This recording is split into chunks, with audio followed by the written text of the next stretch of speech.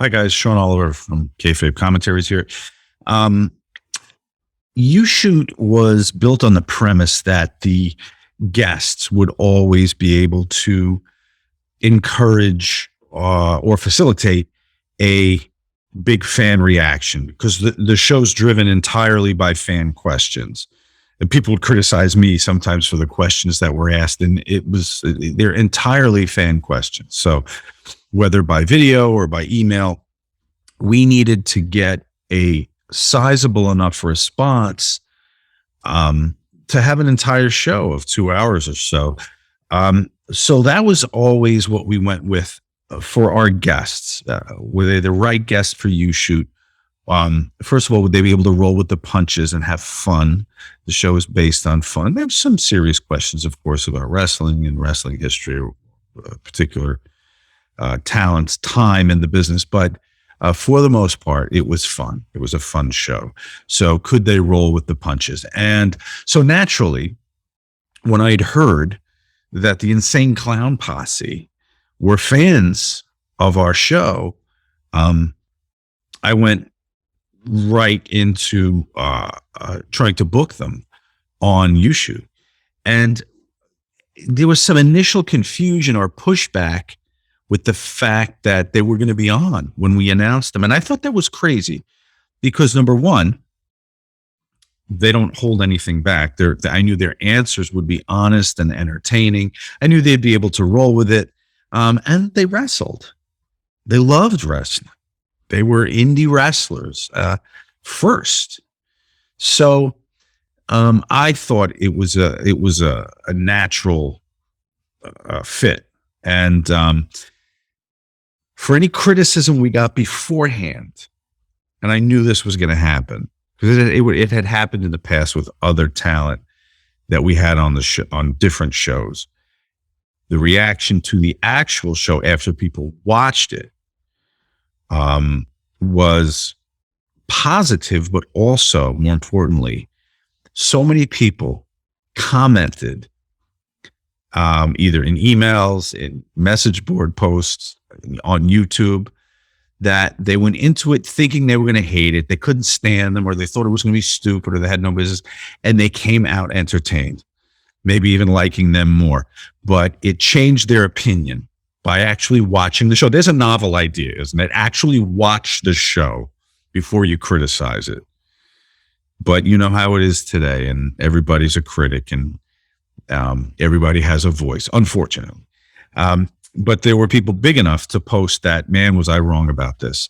And that was particularly satisfying, and it told us we made the right move by having the Insane Clown Posse on YouShoot. Now you can decide for yourself and let us know below. Don't forget to subscribe. Okay, we want to be able to give you notifications as soon as we drop shows. Here it is, YouShoot, Insane Clown Posse.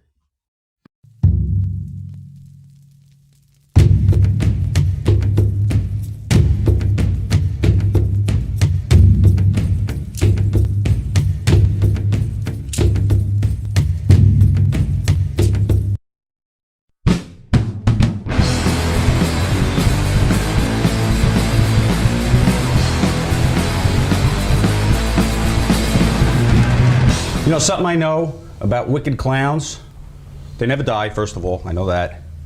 And they should do YouShoot. I've known that for a long time. And they finally have. Shaggy and J, yeah, in the house. Woo! Ready to meet your juggalos, your beloved public. Yes. And the many haters that seem to line up for you guys on occasion. What are you Really? What are you talking about? What is this haters talk you speak of? We've never We'll faced see. haters in our life. We've only faced love, tons of love. Right, we don't know this thing of hate. Maybe it's just you speak of. misdirected love and we can get them back on track. Therapy. Haters are confused, and we will put them right. We will set them straight. All right, well, let's start with Ian from the UK. Are you aware that you are the only tag team in history to appear on WWF, WCW, ECW, and TNA pay-per-view? And what do you think of the unique accomplishment? Oh, when I first seen it, I was like, what? I thought it said, who are the only tag team? I was like, I have no Really, idea. we are. We're the only. That's dope. According to Ian, did we verify? I think so. All right. Well, there you That's go. all. That's Nice. dope. That's awesome. that Thank on you the for that piece of knowledge, Ian. on the liner notes or something next time or something. Yeah, right. Get shirts made with that on it. Dave C. from New York.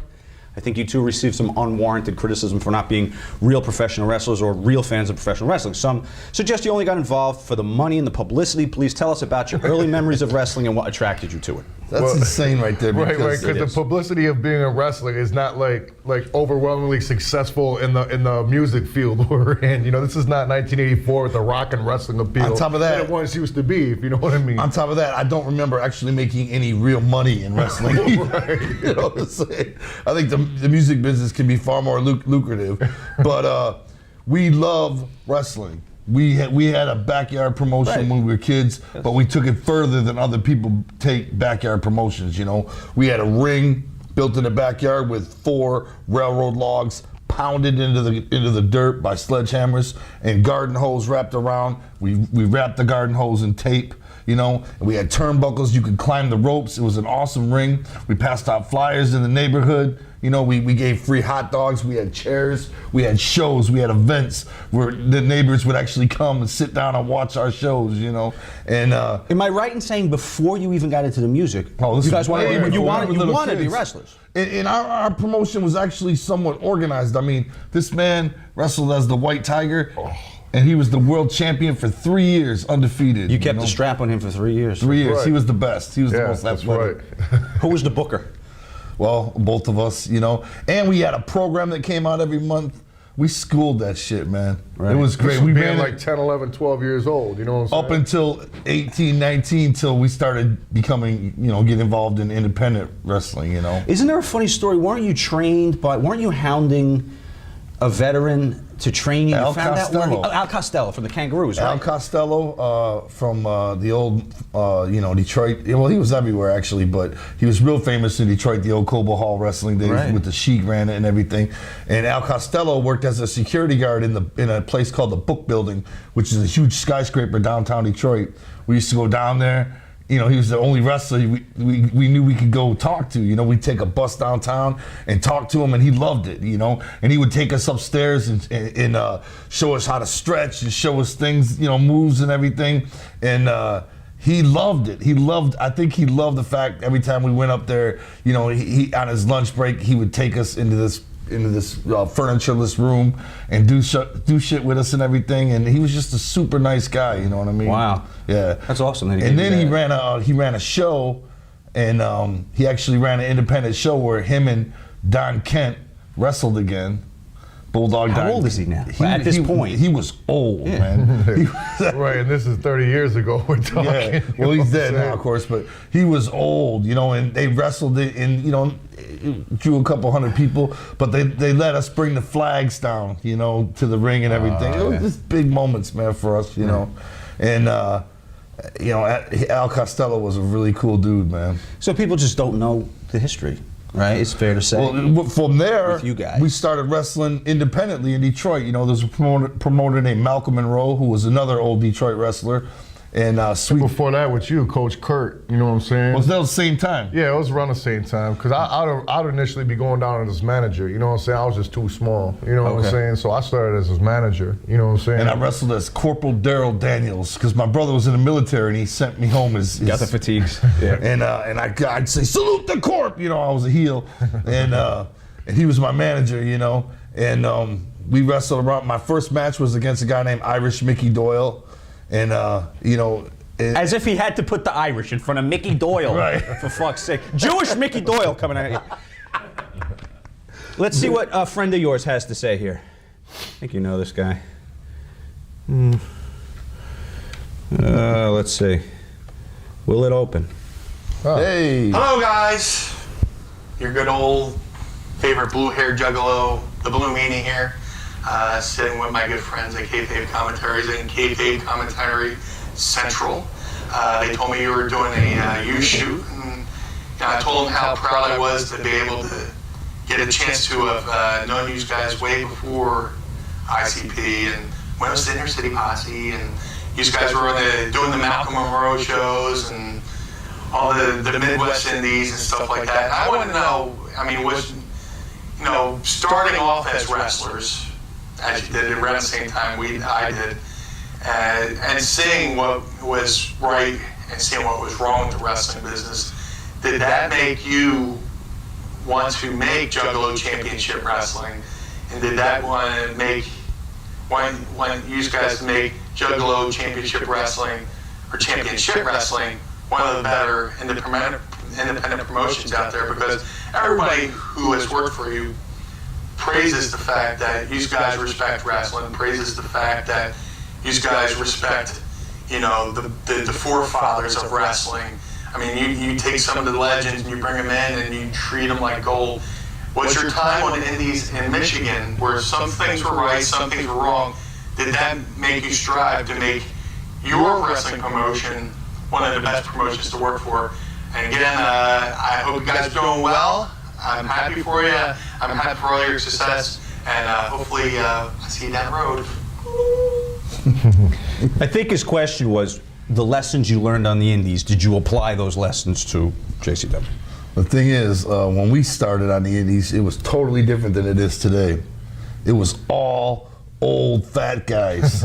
You know what I mean? I mean, every show was old fat hairy guys with big beards and big bellies. Right, You know? total kayfabe, you know what I'm saying, to the fullest. Yeah. No matter how big of a scrub they were, you know what I'm saying? Nowadays, you got young guys, you know what I'm saying? Everybody looks like an underwear model, you know, and there's kids wrestling on all the shows, high flying. But back in the late 80s, early 90s, it was just veterans taking all the spots, you know.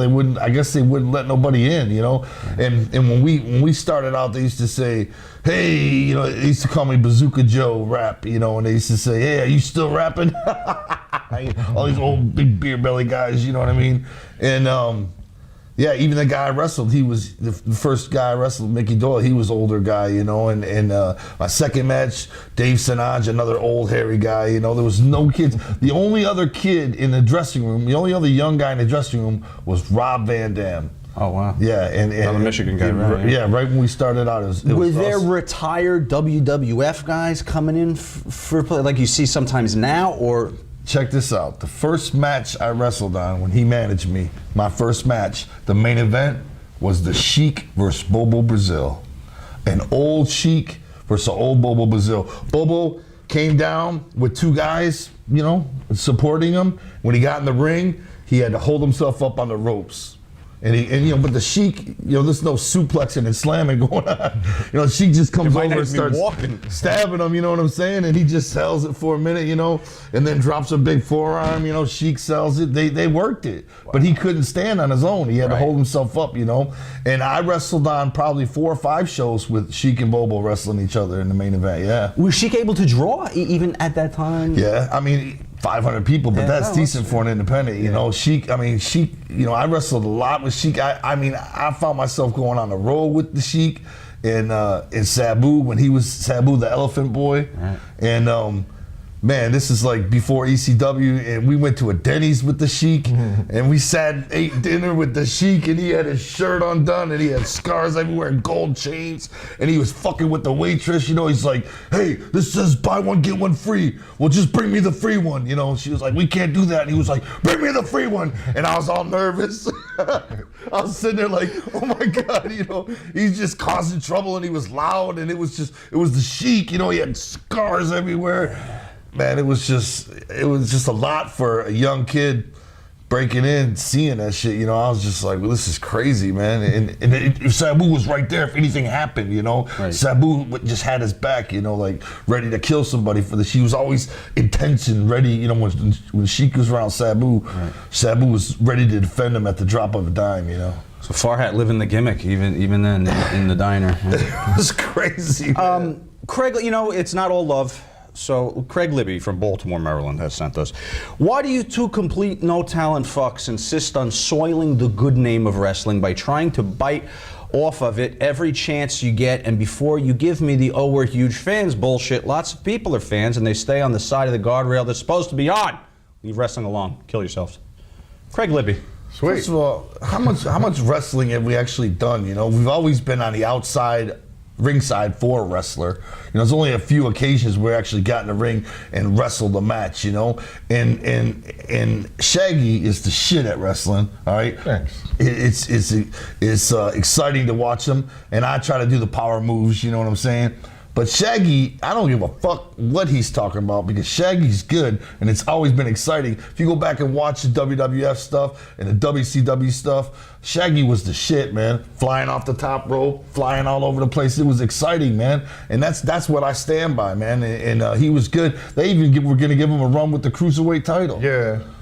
That close, man, but we were like, fuck WCW and bounced out. He had a couple matches with Lenny Lane for the Cruiserweight belt, and they were gonna put it on him. We ended up leaving, but yeah, because they wanted me to wrestle some hardcore match, and I can't remember if it was lose or win. Same thing with him, like in a singles match. You know what I'm saying? Then us wrestle each other, and me go over on him, then go for the Cruiserweight belt, and when we were like, nah. We're straight. It was hard back then. You know we were touring at the same time. I was going to say, you had the other thing. It involved going a on. lot of time. They would have when we're wanted to doing own other you, things. basically. Yeah, yeah. You know, every Monday we had to fly out somewhere. You know, we were already on tour. You know, I look back at it now and I'm like, damn, we walked out on WWE and WCW twice. You know, we walked out on them and I'm like, that's crazy as much as we love wrestling. But back then, you know, we were just grounded, man. We were working, and it wore out, you know. And plus, you know, I don't want to sound, this probably gonna come out fucked up, but in the world of ICP, we're the bosses. We run things, we do things our way, and you would go there and it would be sit down and shut up. You know what I'm saying? I was gonna say you wouldn't have been able to have your own shit. Yeah, it was like everything would have been their shit. They would have tried to buy that too. We would come with like mad ideas, Eventually. mad angles and stuff, and they just shut everything down. No, this is our world. This is how it's going. You know what I'm saying? It was just like, Who at the time when you're talking about your run was doing the booking? Was that the Russo period? First it was Bischoff. Yeah. Then it was Bischoff, and when we came back to WCW, it was Bischoff and Russo. which really sucked because when we fell out with WWF the first time, it was Russo, so he didn't like us too much. You know what I'm saying? So then when he was at WCW, I was like, fuck. One time we flew from San Diego all the way to Philadelphia, and all they had was us. In the a shot of hallway, us in the doing a hallway vignette for, in the background. for 2 seconds. You know, we're like, In the damn, background. we flew 5 hours. You know what I'm saying? Well, there's a funny Vince Russo Our segment only coming day off up, in like which, months too, man. It was which we could stupid. address that stuff. Brian J, why have you become the sellout Richie bitches you used to rap against? Why become mainstream puppets? Why are you so blind to see how stale and whack you've become? So, what makes us mainstream? Are we on MTV now? Are we on VH1? Do we have hits? I don't know if one ICP hit. All this fucking radio play you're getting now it has made me totally disgusted with both of you. I don't know of any celebrity parties we've gone to. I don't know of any Grammys we've been invited to. I don't know of any celebrities we're dating. I don't know what, you know, how we sold out or how we're mainstream in any way, shape, or form. But that's cool. Jaeger Dave, I have only one question. Will you please just go away and never be seen or heard from again? The world would be a better place if you would just disappear. You two morons make me embarrassed to be from the great state of Michigan. Sean, I'm disappointed in your choice of guests. This is not up to the usual high standards of comedy. Thank you, Dave. Okay, well, Jaeger Dave, okay, we're out of here. We're done. You're right. We're Let's just done. call it Turn the quits. lights, guys. All Jaeger right, Dave, how do we get pull this the off? plug. We're going All right, home. fuck it.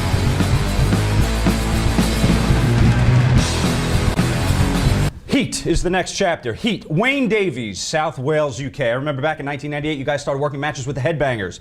I believe you had 2 matches with them. The first, the Headbangers were stiff with you, and the second match, they refused to do a spot, and you had to make them do the spot, and legit punches were thrown. I was wondering where this heat was generated from. Did they think you guys were just entering the business and knew nothing of it and not understanding that you had a background in it? Or is it just legitimate dislike? No, there was no dislike. That he nailed it. We were just all of a sudden in the business, and I don't think they liked it. Right, didn't nobody know where we came from or nothing. They just thought we were some rap guys that were just in there. They didn't know we had any working, you know history what in I'm saying? wrestling, probably. I don't think we've had enough history that warrants being in the WWE, but we paid our dues in another way, you know what I mean? We paid them through music, which is a whole nother story. And we got to be in the WWE, but you know, we weren't tag team champions or anything like that. We didn't have a 2-year run or nothing like that. We just got to appear on some shows, and it was a dream come true, and that makes people pissed off, you know what I mean? But as far as the Headbangers, suddenly we're wrestling them, and Vince Russo's telling them to give us some. And they didn't like it, So the first time we got into the tangle, you know, we were working and they were beating the shit out of us. It really bugged me that much because when we do our JCW stuff, half the guys didn't know how to work anyways. You know what I'm saying? So they'd be Kinda used punching to on it. you for real. You know what I'm saying? They pounded the shit out of us, It was- man. yeah, And then we got back to the dressing room and they peeked their heads and they're like, everything cool? We were like, yeah, man, that was great. They beat the shit out of us, man. Did you feel at the time that it was just paying the dues? Because you didn't give any receipts for it. So were you just like, all right, we just got to take what's Look, being man, given? I was this close to shitting my pants, all right? That's how bad they were beating. And whatever, you know, dues, whatever, man. We were just happy to be there, man. You know what I mean? And they beat us down, you know, and you know, maybe we did pay some dues, I guess, you know what I'm saying? I guess everybody gets it, right? You know what I'm saying? Probably. I was reading Edge's book. He got in there with Vader for the first time. Vader slapped him around all over the ring, you know, hit one of his first matches, you know what I'm saying? Maybe that's just the way it goes in wrestling, you know? Right. But the second time we did something with him, there was a spot where we were supposed to meet in the aisle. They ran out of the ring. We come down the aisle. We were supposed to meet in the aisle. They're on top of us, and then simultaneously we were supposed to flip them over and start beating on them, you know. That's what Russo laid out, you know. So we're laying next to each other, fighting. We look at each other, it's time to flip them. They don't flip. And then we just started slugging back, you know what I mean? Fuck it, we're fighting, man. We started laying it in as hard as we could, you know, until the spot was over. And then once again, at backstage, everything was cool, you know. Everything cool, yeah, man, yeah, great, thank you, man, thank you. Thanks, guys. But they know and we know, you know what I'm saying? But it's all cool all now. good, We've man. even brought them Nobody into JCW a bunch of times, you know. There ain't so no very beef, good. man. It's all good. Arthur Mullard, UK, regarding his time working with ICP, Earthquake told WrestleCrap, quote, they wanted the spotlight. They wanted to do what they wanted to do. They'd come in and tell Vince McMahon what they wanted to do. That they didn't like what was planned and they wanted to do it this way and that way. Every week turned into a pain in the butt. That may be another reason why the oddities disappeared.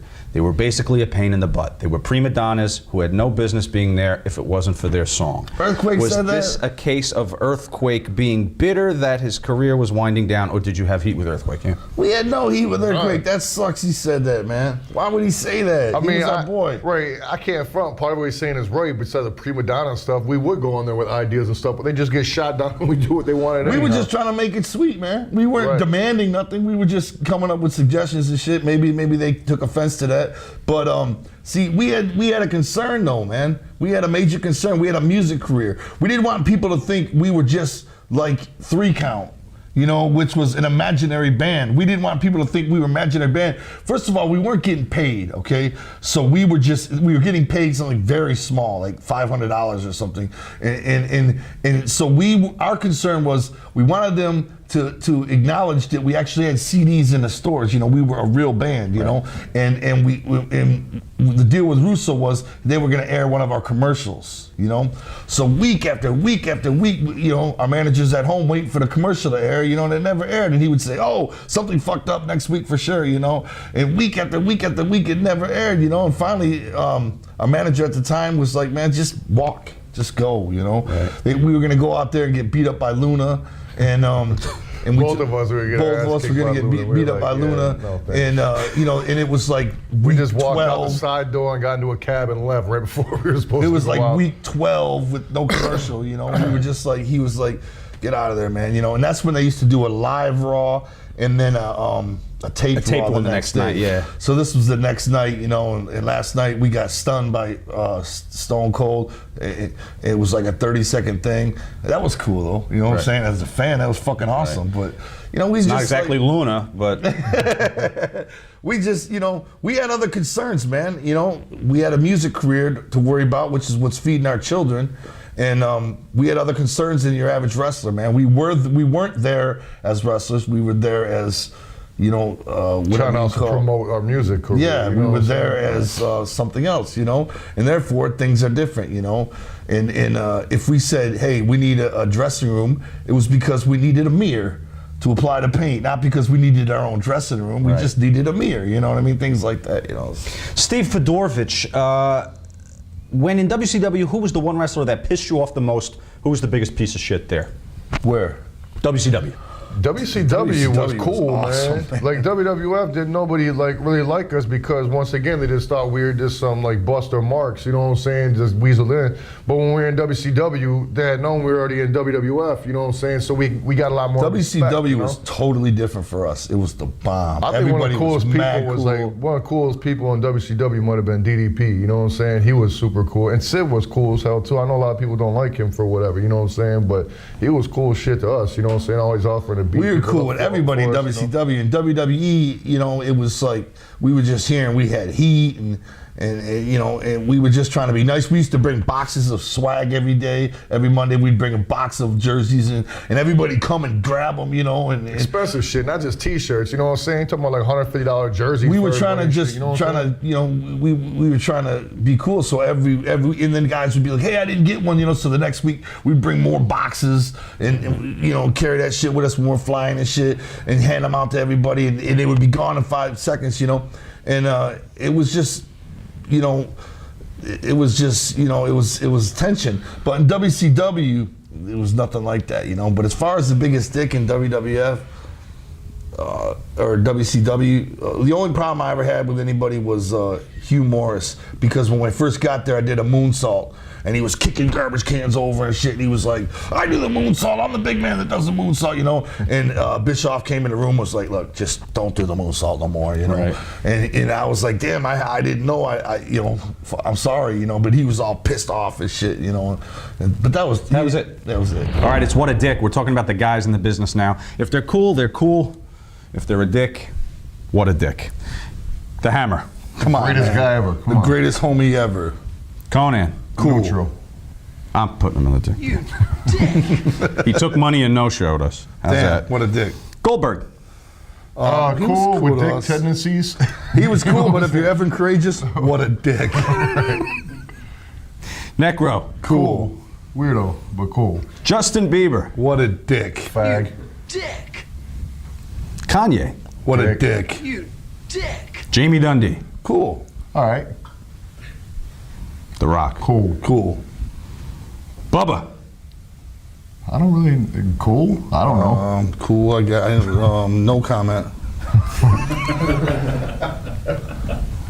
Honky. What a dick. Fucking weirdo. Muda. That's back to you, Honky, because you dissed us and you know we're cool, but you dissed us anyway. You said it was a work, so now I'm working. What a dick. Dickhead. Great Muda, our boy, homie. Cool. Taz. What a dick. Don't know. I'll fight you, Taz. I ain't scared. Fuck you. Triple H. I take that back, Taz. I don't want to fight you. I was just trying to be tough. I was trying to be tough.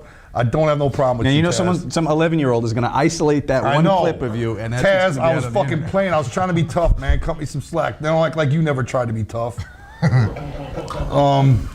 Triple H. You're not doing yourself any I'm better. gonna say cool for like the simple fact when he was hollering at China back in the day, we were in WWF and they were all drunk and came to my room and thought it was their room. You know what I'm saying? And they apologized promptly and went to And the you had a fuck. three-way? Yeah. I jumped in with 2 dudes. So you know. Oofa. Dutch. Yes, Dutch. Cool, our boy. Come Vamp. on, man, our brother. What an asshole. Bill O'Reilly. What a dick. Dickhead. Colt Cabana. Cool. Ricky Morton. Cool. Hacksaw Jim Duggan. He's cool. Jim Cornette. Asshole. Well, he He's a dick, says a right? lot of. We used to Fuck be him, at he's a war, dick. but we're cool now. He's cool now, but it doesn't sound like Shaggy's cool You know now. what? I don't really have no opinion because I don't talk to him. He does. You know what I I'm don't saying? talk to him. We never talked. That's but, your but, homie. but he, you know, he used to say a lot of bad shit about Fuck us. him. But then he said, "I now respect them." So I can't say nothing bad about him. His tennis racket, cool. Him a dick. Scott Hall. Cool. Shane. Cool. He was cool. Nice fella. Undertaker. Cool. Cool. Yeah, Didn't really our hang first out time in the WWE was at SummerSlam, Madison Square Garden, and we needed a mirror, and they stuck us in a dressing room. It was 2 wrestlers in there, Stone Cold and The Undertaker, going over their match, and me and Shaggy were just listening, hating up. You know, and Undertaker, and they were going over their spots, and we were so privileged and so lucky to be in that room. New Jack. Wow. I'm not gonna say nothing because I don't want to get stabbed. But yeah, he's Smells a very great good. guy.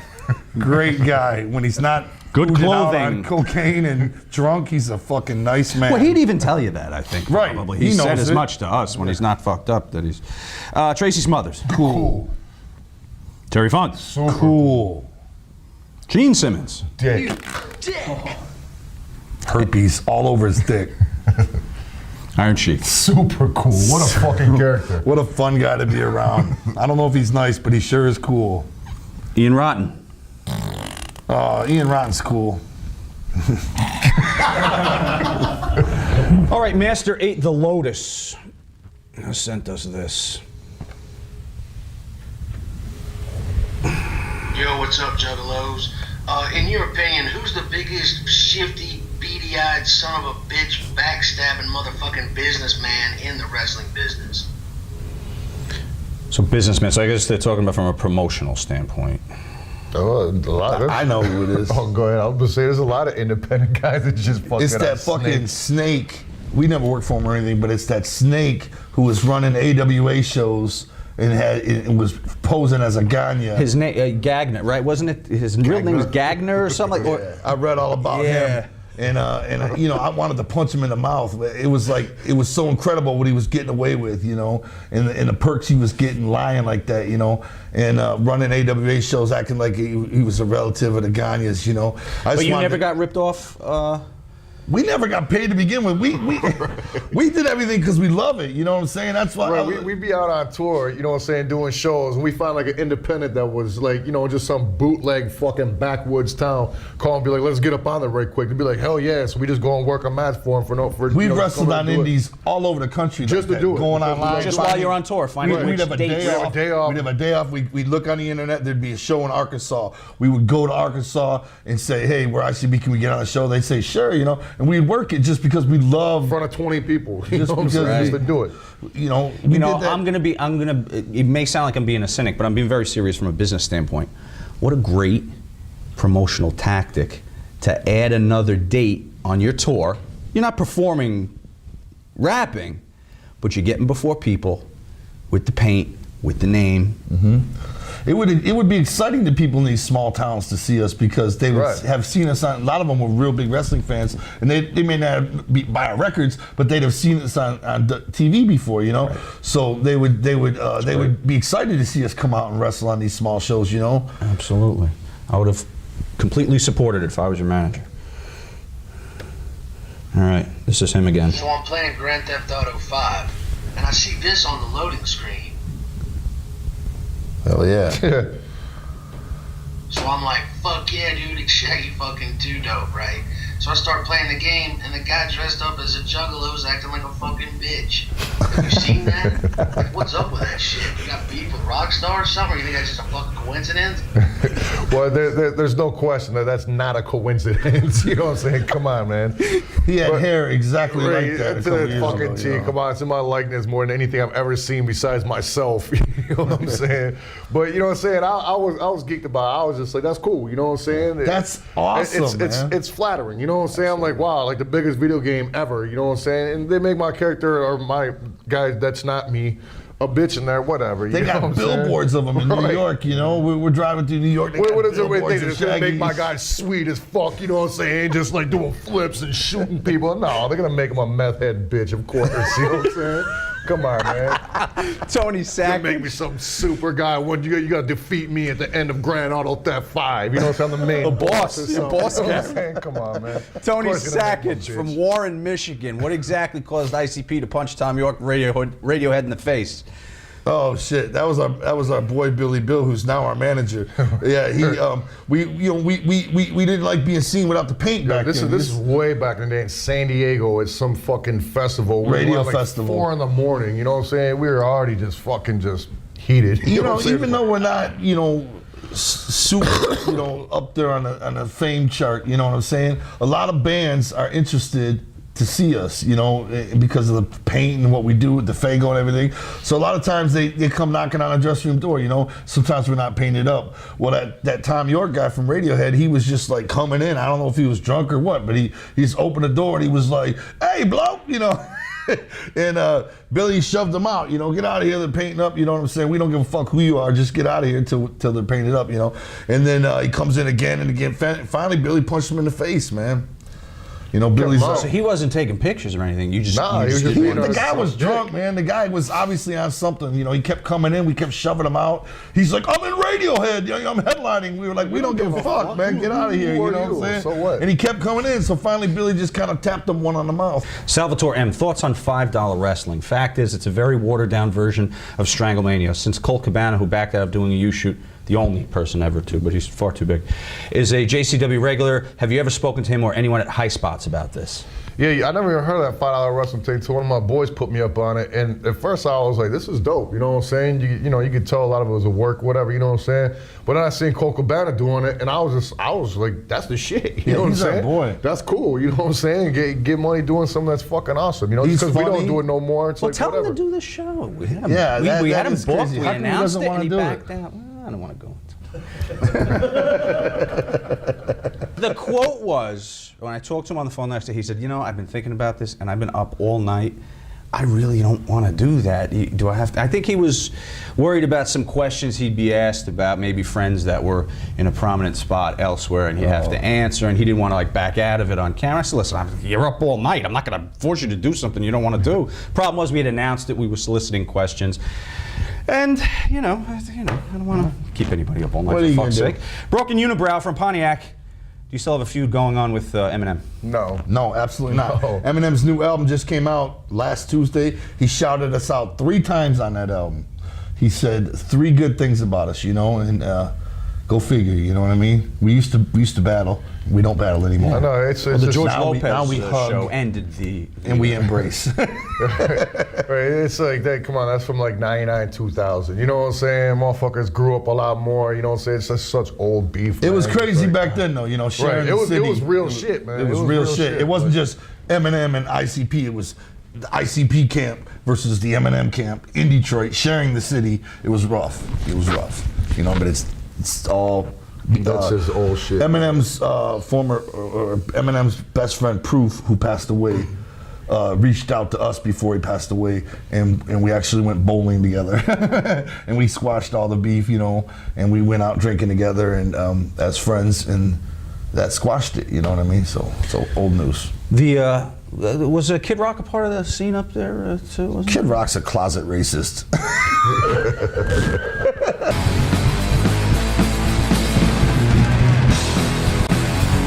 Sex, drugs, and vagina tighteners. Ramsey, Montreal, Canada. You guys were some of the few wrestlers who were able to work for ECW, WWE, and WCW during the late 90s. Can you please describe the drug scene in each company during that time? Maybe rank them for us. You know, well, ECW definitely had to be on top. Yes. You know what I'm saying? There's no question about that. You know Although what I'm they saying? were also in WCW. Quite But a it's bit. crazy because I never even knew about pills and all that until I got into like the major leagues of wrestling. You know what I'm saying? I never even, I didn't know what a Vicodin was or a Soma or none of that shit. You know what I'm saying? First time I saw somebody blew out on Somas, I was terrified. Right. You know what I'm saying? I just couldn't believe somebody would do that to themselves. And it was a locker room. It was a wrestling. Oh, yeah. Oh yeah, locker rooms, hotels, the whole See, nine. kids on the hard streets of Michigan, please stay away from wrestling locker rooms. You're I didn't even know. I safer didn't even on the know streets. prescription pills could do that to you until I got into wrestling. I You know what I'm saying? thought, For real. you know, we need to call an ambulance.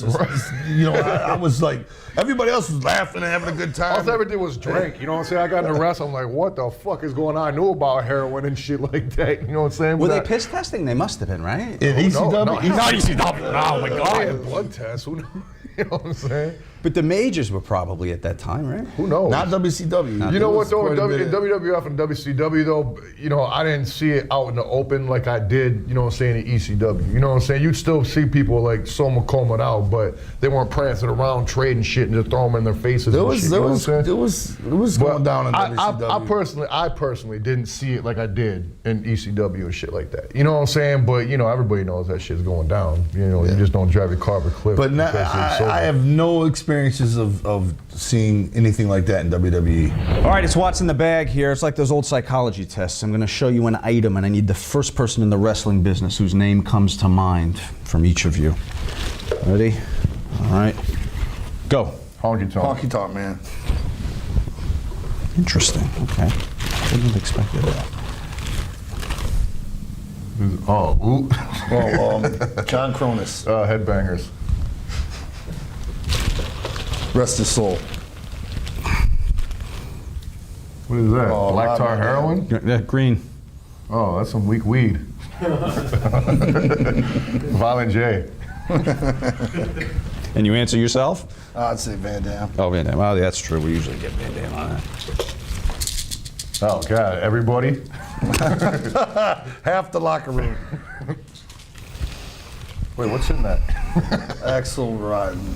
Oh, wait, that's past, is that heroin or is that That's steroids? whatever you think. I it don't know would any be. wrestlers that are on the heroin, steroids. I mean, fuck Goldberg, Batista, fucking Rock. I mean, everybody, right? I Cena. hate to call Axel out like that because I know he beat it. He's off it now and everything. But Right. I didn't know he was on that rhyme. Crack Rock. Iron Sheik. yeah. Oh my God, Missy Hyatt. Wait, is that like a dick bottle, or is that like somebody taking a big fat dick, or somebody with a big dick? I pulled this out. Vince Russo said, "Awesome Kong." That it? Oh no, here. Oh, Shit. Gold Dust. Your wrestler drinks a lot of protein drinks. Gold Dust knows he was crazy when we talked to him. He used to act like some kind of weirdo, and he used to say all horrible things to us. Yeah. Horrible, weird things. He used to be sitting on the hallway on the floor, and every time we walked by, he'd say something horrible. My pussy horrible stinks. things like I eat poop, and we'd just be like, okay, weird things, weird, really weird things. I know he's probably not like that, but he sure as hell was to us. John the Mark. Who are your favorite guys to party with, and who are the worst guys? We just pretty much stayed to ourselves afterwards. I mean, we go and hang out in the bar and just kick and shit, but I think one of the scariest times for me, the worst person to party with probably would have been Tank Abbott. You know what I'm saying? We'd be in the bar after Nitro or whatever, you know what I'm saying? And that man would get fucked up. He'd be standing on the tables, ripping his shirt off, wanting to fight everybody for real. You don't want to fight Tank I was Abbott. gonna Say, who Yeah. would take that challenge? And then another person that was pretty scary to be around when they were fucked up was Chris Benoit. Yeah, You know what I'm saying? very intense. Right. Chris Benoit, talk about wrestlers not respecting, non-wrestling rappers. Chris Benoit. We'd always say that if you went to the bathroom with him when you're drunk, you come out with wrestling tape on your ass. Listen to this. You know Let me what I'm tell you a saying? story.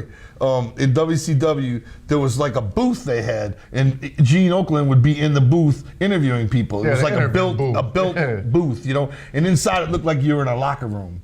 And outside would be a red light when they were filming. So they told us, report to the booth to interview, with me and Gene. And we would do different cities. Hey, Oakland, we're coming. For the house shows. Promos. For the house Yeah, shows. yeah, yeah. So we're standing in there, the red light is on, and it's me, Shaggy, and Vampiro, who's our super close homie, And we're standing there, and the red light's on, which means they're filming, and all of a sudden, Vampiro bangs on the door, blah, blah, blah, blah, blah, and him and Shaggy run off, and I'm standing there stunned, and Chris Benoit opens the door. What the fuck is wrong with you? I'm in there kind of promo, and he's spitting all on my face, and I'm terrified. And his neck is all muscular and shit, and I'm like, ah, and I couldn't do anything but rat on him. I was like, Vampiro, Vampiro, he ripped me. It was terrifying, man. He was like this close to me, screaming at my face, man. It was fucking terrifying. The Horsecock Express. The who? The who? Kevin Why'd you call Nash yourself that? answered the Horsecock Godwins Express? to a similar question, so let's hear your thoughts. But I'll put an ICP twist on this one. What wrestler is most likely to skip a good-looking rat and go searching for a fat, sweaty Betty towel? All of them. So many. All of them. The only ones that don't are probably like the super stud underwear model guys. You know what I'm saying? Any other wrestler will take whatever the fuck they can get. Any You know what I'm wrestler saying? from the 90s will take anything they Word get. up, man. We've seen him Yo, step I to the seen some most nasty worst shit, man. folded fucking... I've been in the most horrifying fucking scenarios you could think of in hotel rooms with wrestlers, man. Just the worst nightmarish situations with fucking all these fat, hairy, grown men just molesting one nasty chick. Oh my God. The worst health situations you could think of, man. 10 times worse than any rock situation, a wrestling me tell you situation. something, all right? I was just talking to Ed, my boy Ash, about this last night. I was just like, Think about how much worse rats are than groupies. You know what I'm saying? Look, Rats are sitting there with like a cast of like 50 guys. You know what I'm saying? They're just all big and sweaty, just run trains on them. You know what I'm saying? At least a groupie's only got like 2-3 guys she's fucking with at once. You know Look, what I I'm hate to saying? say this, you know, I fucking hate to say this because we love wrestling, it's in our blood, okay? But, you know, rats do not look as good as groupies, okay? That's the fact, all right? Groupies are fucking fine. And rats are frumpy and lumpy. There's some hot rats. Maybe a different time. Like the Four Horsemen in the 80s probably got the pick of the litter. Right? Oh, absolutely. I guarantee. I don't know about that. Right. I don't know about that. We're very close to Greg the Hammer Valentine, and he told us some awesome Ric Flair stories. Right. So I don't know. Okay. I don't know. I think Ric Flair, yeah. some nights when there was nothing left in the bar, Sweaty I think Flair Betty. took what was left. Yeah, I've seen some horrifying shit Oh, with my wrestlers God. and rats, man. I'll just leave it at that. Broken Unibrow and Tony Atlas's YouShoot, he said that the Bellas were into some scatological recreation. At the time, I noticed Deep Bry's beard kept getting darker and darker. What's the weirdest fetish you've gotten into, both willingly and unwillingly? What's the farthest you will go? Congrats to Bree for marrying up. What kind of fucking weird question is this? Yeah, well, you want to know about a sex life? I guess Broken Unibrow wants to know what the weirdest thing you've dipped into was. It's being in a fucking room full of wrestlers molesting some chick. Like no one ever pissed on you or anything like that. He got with 3 chicks at once. I've never done that, but Should he be a got title with, belt for that. He got with 3 chicks at once. I've got with 2 chicks at once several times, different chicks. Right. You know what I'm saying? Like at least 8 times I've had 2-on-1, but 3-on-1, no, I couldn't do it. It's a lot of work. Someone's always going to get the short end, right? Isn't there? There's going to be a hierarchy in your head. There's an gonna odd brought out. You know what I'm saying? That's what I'm saying. Yeah. Right. Still, I would 3-on-1 is a But still. hell of an accomplishment, man. Sure. Now, there's a belt that should be made for that. Unibrow sent in something else. I'm probably the only person to listen to the song Freaky Tales in its entirety, despite the fact that I'm not a juggalo. Oh my God. In it, you mentioned that those 2 shit eaters, Bree and Nikki, were, and that nice piece of pussy, Velvet Sky, among others. My question is, if you only had to choose one, which female wrestler would be most likely to leave a hotel room with makeup on their thighs? You Wendy both Richter. get one. Oh my God. Stop Wendy it. Richter. Stop it. Velvet Sky and Velvet Sky. Those are my 2 choices. I'm still saying Wendy Richter. I could say I banged Wendy Richter. Come on, man. That'd Wendy be pretty Richter sweet. today or Wendy Richter in It 1984? don't matter. If you can walk want a around piece of saying, history. I'll be like, You want look, history. man, I got with Wendy Richter. Come on, guy. You know what I'm saying? Whatever. You ain't know what Bella Twin is in fucking 10, 20 years. You know what I'm saying? You always know what Wendy Richter was. You know what what I'm are saying? you talking about? What the fuck are you talking about? Who the fuck? Ask somebody today who's under You know 30 what, though? who Wendy Richter is. Wendy they Richter- don't know, okay? she's probably- Just because Wendy Richter was around when you were a young child does not mean the world will know Wendy Richter for the rest of your life. And Wendy Richter probably got a dick if you think about it. And if you would choose Wendy Richter over Nikki Bella, you need serious psychological help, brother. All right, it's time for the ladies now. It's the hoe bag. If they're cool, they're cool. If you's a hoe, use a hoe. Shelly. Cool. She worked our show recently. Kong. Kong did too. Cool. I like her. What a nice thing. I have no comment about Tori Wilson. I don't know her. I'd fuck her. I'd fuck her too, but I don't, isn't she, I don't know. Isn't she like fuck Billy Kidman or something? I don't know. I got that backward, I don't know.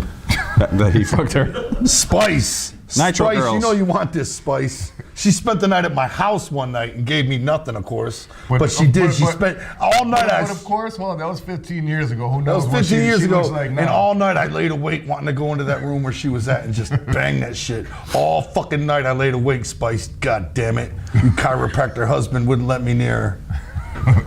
See, but now you got a rep with her of being a good guy. I can always say she spent the night at my house though, and I wouldn't true. be lying. China. I don't like him. Yeah, he's a dick. Miley Cyrus. She would get it right in her big horse mouth. Agreed? Yeah, I'd hit it. Francine. I never really knew nothing about her, but me she's neither. cool. All right, she's an alright broad. Luna. Shawn She's was cool. She was Very cool. cool. She was nice. Gorgeous George. Oh, Okay, man. let me tell you something about Gorgeous George, all right? We brought her to an event, everything was fine and dandy, and then she did the nastiest thing I ever saw a hottie do in my life. I can't even repeat this. She had some low-cut pants on real tight, and oh, God, it's so fucking nasty. I can't believe I'm gonna do it. but she stuck her hand on the crack of her ass and smelled it, and she goes, "Oh, my ass stinks." Oh my God. When I saw her do that, I was like, it was just fucking disgusting. That was the worst thing I ever seen a woman do in my life. Didn't bug me. It bothered the shit out of me, man. She been around locker rooms so long, exposed you, clearly. bitch. I exposed you. Rebby Sky. I don't know who that is. Sharon Osbourne. Oh yeah, she's great. She said, you know what? She said back 15 years ago. You guys were on Stern with her. Let's get the whole story. You guys we were were on on Stern, and we were battling her because we threw her band off our tour. The band was called Cold Chamber. They were on tour with us. They weren't drawing anything, so we threw them off the tour. We went on Howard Stern, and she showed up livid about it, right? And she said, "You guys are just a fucking one-hit wonder, and your next album won't even sell 50,000 copies." Well, let me tell you something. Every album we've released since then, which is like 12, have all sold over 50,000 copies. And she fucking bet us $50,000 it wouldn't happen. Live on the air, and she never paid us, man. And we said, don't even give it to us. Give it to charity. Just pay it up, bitch, because you know you lost the bet. Live in front of everybody, and she never paid up. That was a brutal fight. I remember that. I mean, you were lacing into her husband, and she wasn't backing down, to her credit, too. No, she don't and back down. And you never patched that up or got together and said, oh, that was a lot of fun. We could patch it up if she pays the money she owes. Molly Holly. Whatever happened to her, man? She caught gingivitis of the feet for not wearing shoes. She was around and then she just disappeared. Probably left the business all around. Cool chick, man. She does indies, right? Nora, retired. Does she? Done. Was she I never ill? heard nothing. so I've heard zero from her since she disappeared. Basically left the business, so to speak. Beulah. I remember one time when we were in WCW. She's doing real good nowadays. Beulah was from Michigan, see, and that's where ICP first took off. Yeah. So our first day ever hanging out at ECW, it was before the doors opened up, and we were talking to Beulah, and we were having a conversation with Beulah, and I saw Tommy Dreamer. He was looking around the curtain, and he looked at me, and he just went like this. Shut the curtain. Gave me the old evil eye. I think he thought we were trying to step to Beulah. But then we became friends with Tommy Dreamer. But I'll just never forget this. Tammy. She's cool, man. I wish I could have hit it. We were in Puerto Rico together, but Chris Candido was everywhere you looked. That didn't stop a lot of people. We were out in the water one time, way out in the ocean, and I was explaining to her that I wanted to hit it, you know? And I saw Chris Candido way on the beach, and I was like, good, this is my opportunity to tell her. So I'm talking to her, and I saw Chris Candido go under the water, and I was sitting there talking to her, and all of a sudden, we must have swam like a dolphin because he just came up right between us. What's up, guys? I couldn't believe his swimming abilities. Kim Kardashian. She would get it right in her big, round fucking ass. Oh, come on, you wouldn't fuck her? Come on. Agreed. But a hoe? Yeah, of course she's a hoe. Yeah, we were supposed to be saying hoe for these. Medusa. No, not interested. I'm not interested in her either. She looks like a fucking anorexic Barbie doll. Sable. She used to look good. She's just That's a hoe, not my though. Who type. cares? She's not my type. I don't want to say that in front of Brock. Missy Hyatt. I have no comment about Missy Hyatt, okay? Don't ask me about Missy Hyatt. Is there history? No. Why don't we just skip right past that? On Jay's behalf, I'll just leave it at that, too. Hope you saw a doctor. Katy Perry. Katy Wow, Perry. What a beauty. What a cutie Wait, beauty. so what her hoe or cooler hoe? Yeah, cooler hoe. She's a cool hoe. I like her. I'm a fan. She has a lot of hits. Her first record is mostly hits. I like Katy Perry. Stephanie McMahon. She looked all right for a minute, and then she looked like Vince McMahon with titties. But not a hoe. No, I don't think I would consider her a hoe. She's a hoe. I don't think she lets anybody hit it, not even Triple H. Big Bad Brad. Did you guys get more rats or groupies in the wrestling industry or the music industry? Also, I got share with the one rats. rat in my life, man. We were at Sturgis. It was Road Wild. You know what I'm saying? Hog Wild. Hog Wild. Road Where Wild, all the Hog Wild, wrestlers Hog had Wild. in WCW, Road Wild all the was wrestlers fucking had the fucking motorcycles around the ring. That was awesome. We wrestled Eddie Guerrero, Rey Mysterio, and Billy Kidman in the opening match. And I went back and I met a girl who didn't want to talk nothing about music. She only wanted to know, what's Buff Bagwell like? You know, and she was a total rat, and she didn't give a fuck about music. She was on my jock because I was a wrestler that day. And she was a cute Indian girl, and I tapped those skins. Did she proud of expect when you disrobed to see something like Buff Bagwell? She saw nothing like Buff Bagwell. She saw more like adorable Adriana Jonas when I'm unrobed, okay? Fucker could work, though. But she was willing all the same, you know what I'm saying? Because I was a Buff wrestler. Bagwell. Right, another Buff Bagwell reference to rats. Somehow, I don't even know when this was or where we were at or whatever, but it was a rat. And I ended up taking it to my hotel room. And ironically enough, in the hotel room next to me was Buff Bagwell with the chick's mom. Yeah, I remember. Straight up. I remember. So I was banging some broad, and Buff Bagwell was in the next room banging her fucking mom out. You know what I'm saying? Pretty fucking crazy, I remember that. That's another belt that needs to be made. This man is a multi-champion. But in no way, shape, or form was there not a wall of another hotel room between the two. Yeah, but between still, the that's two cards going down. that's phenomenal. Ramsey, does Pat Patterson's cream team really exist? Did you ever see or hear of anyone How joining? the fuck would we know? the All right? cream Let me team? just What is cut that that even? shit. What is? I don't even ever heard of the cream team. All right. If you think ICP has any knowledge of the cream team whatsoever, fuck you. I just heard of the cream team right now when it came out of Sean Oliver's mouth. Fuck the cream team, whatever that is. I don't want to even know what it is. Please give no explanation of the cream team. I don't want to walk around with that knowledge in my head, knowing what Pat Patterson's cream linked to team Pat is. Patterson too. What the Let's fuck, just man? skip that question all around because I'm just gonna pretend I never even heard of the cream team. Then I won't tell you it was the young kids that put up the ring. Kamala Moon Unit. I absolutely love the Gathering of the Juggalos promo packages. I find them hilarious and incredibly entertaining. I hope that you continue to churn them out. My question is about the lovely Sugar Slam. How did you meet her? Does she have any current projects we should be looking for? And more importantly, is a sex tape in the future? I'm not a betting man, but I'm sure it would sell better than Farrah Abraham's. Keep up the great work, guys. Well, the problem Oh with a sex my God. tape is you have to see him in it Right. as well. Who the fuck would want to see me in a sex tape, all right? I know Sugar Slam could be something to look at, but me, my God, I would ruin the whole thing. I walked into we were in Minneapolis on tour, and I walked into a restaurant, and Sugar Slam was greeting people at the front of the restaurant, you know, and I was stunned by her beauty. And I said, would you like to go to, I asked her out, something like that. And I said, would you like to go to a concert tonight? And she agreed. And then later, I told her it was my concert, you know what I mean? And she came to the show, and she came on the road and was sprung ever since. And she's now my wife. Yes, indeed. She got a taste of that Joe Bruce and couldn't fuck with nothing else ever again. That was it. You ruined her for every other man. Broken Unibrow returns again with a couple more questions.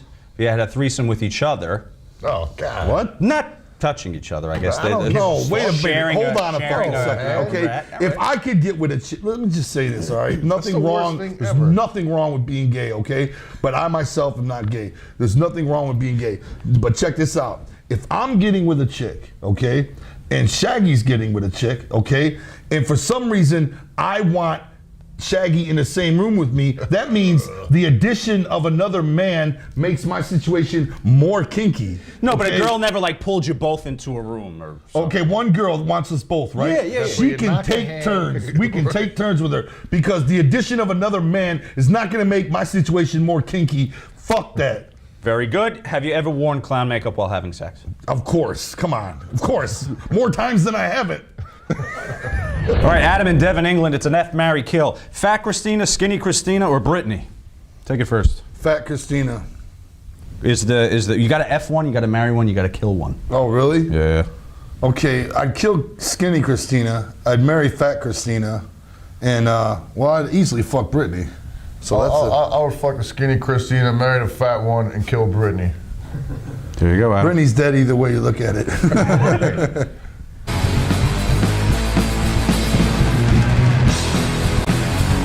Think. Psychopathic is the next chapter. Jay Zareski, Ontario, Canada. Any parallels between the wrestling and the music industry? God, There's too many, a man. lot, man. There's tons Too of them. many. Yeah, you know, you have to pay your dues in either one. You know, there's small like indie artists. You know what I'm saying? Just like there's independent wrestlers trying to make a name for themselves. It's identical. It's identical. You know, you have to get signed, so to speak. You know what I'm saying? Everybody's got a gimmick. Everybody's You know what I'm got a gimmick, you know. Even Pearl Jam, who says, I have no gimmick. That's their gimmick. You know what I'm saying? Having no gimmick is their gimmick. Everybody has a gimmick, you know. It's identical, you know what I'm saying? Just because we paint our face and make our gimmick more, you know, outrageous, You know, it's like a lot of wrestlers paint their face. You know what I'm saying? We grew up watching wrestling. That's why our gimmick is so strong in music, because you know we grew up loving wrestling. We didn't get any questions about this, so I'm going to throw one in. Have you ever heard from Kiss? Anyone in Kiss? No, but they bit our. See, when we were really making noise in, say, 1999, you know, we had 4 albums on the charts. You know, that's right when they did a Psycho Circus album. So we think they bit that shit off us, you know what I'm saying?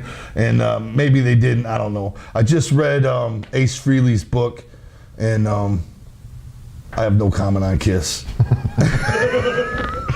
But, you know, Gene Simmons, I hear, is a total dick with 7 types of herpes. But that's just what Ace Frehley says, you know?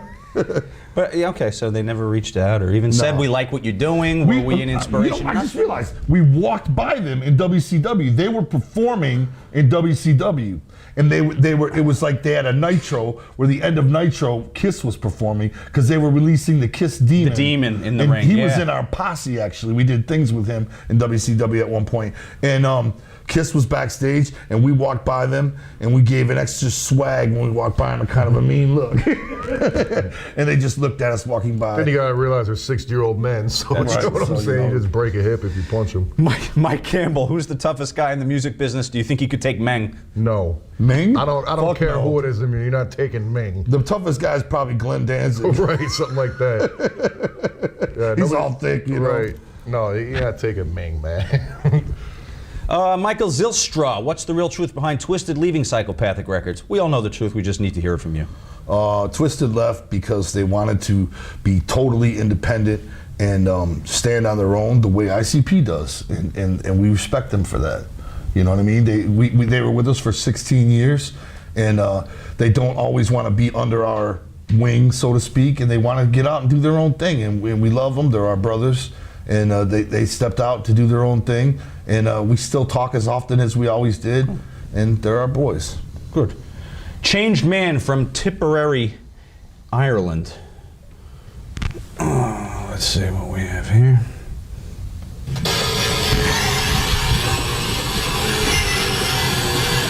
Oh shit.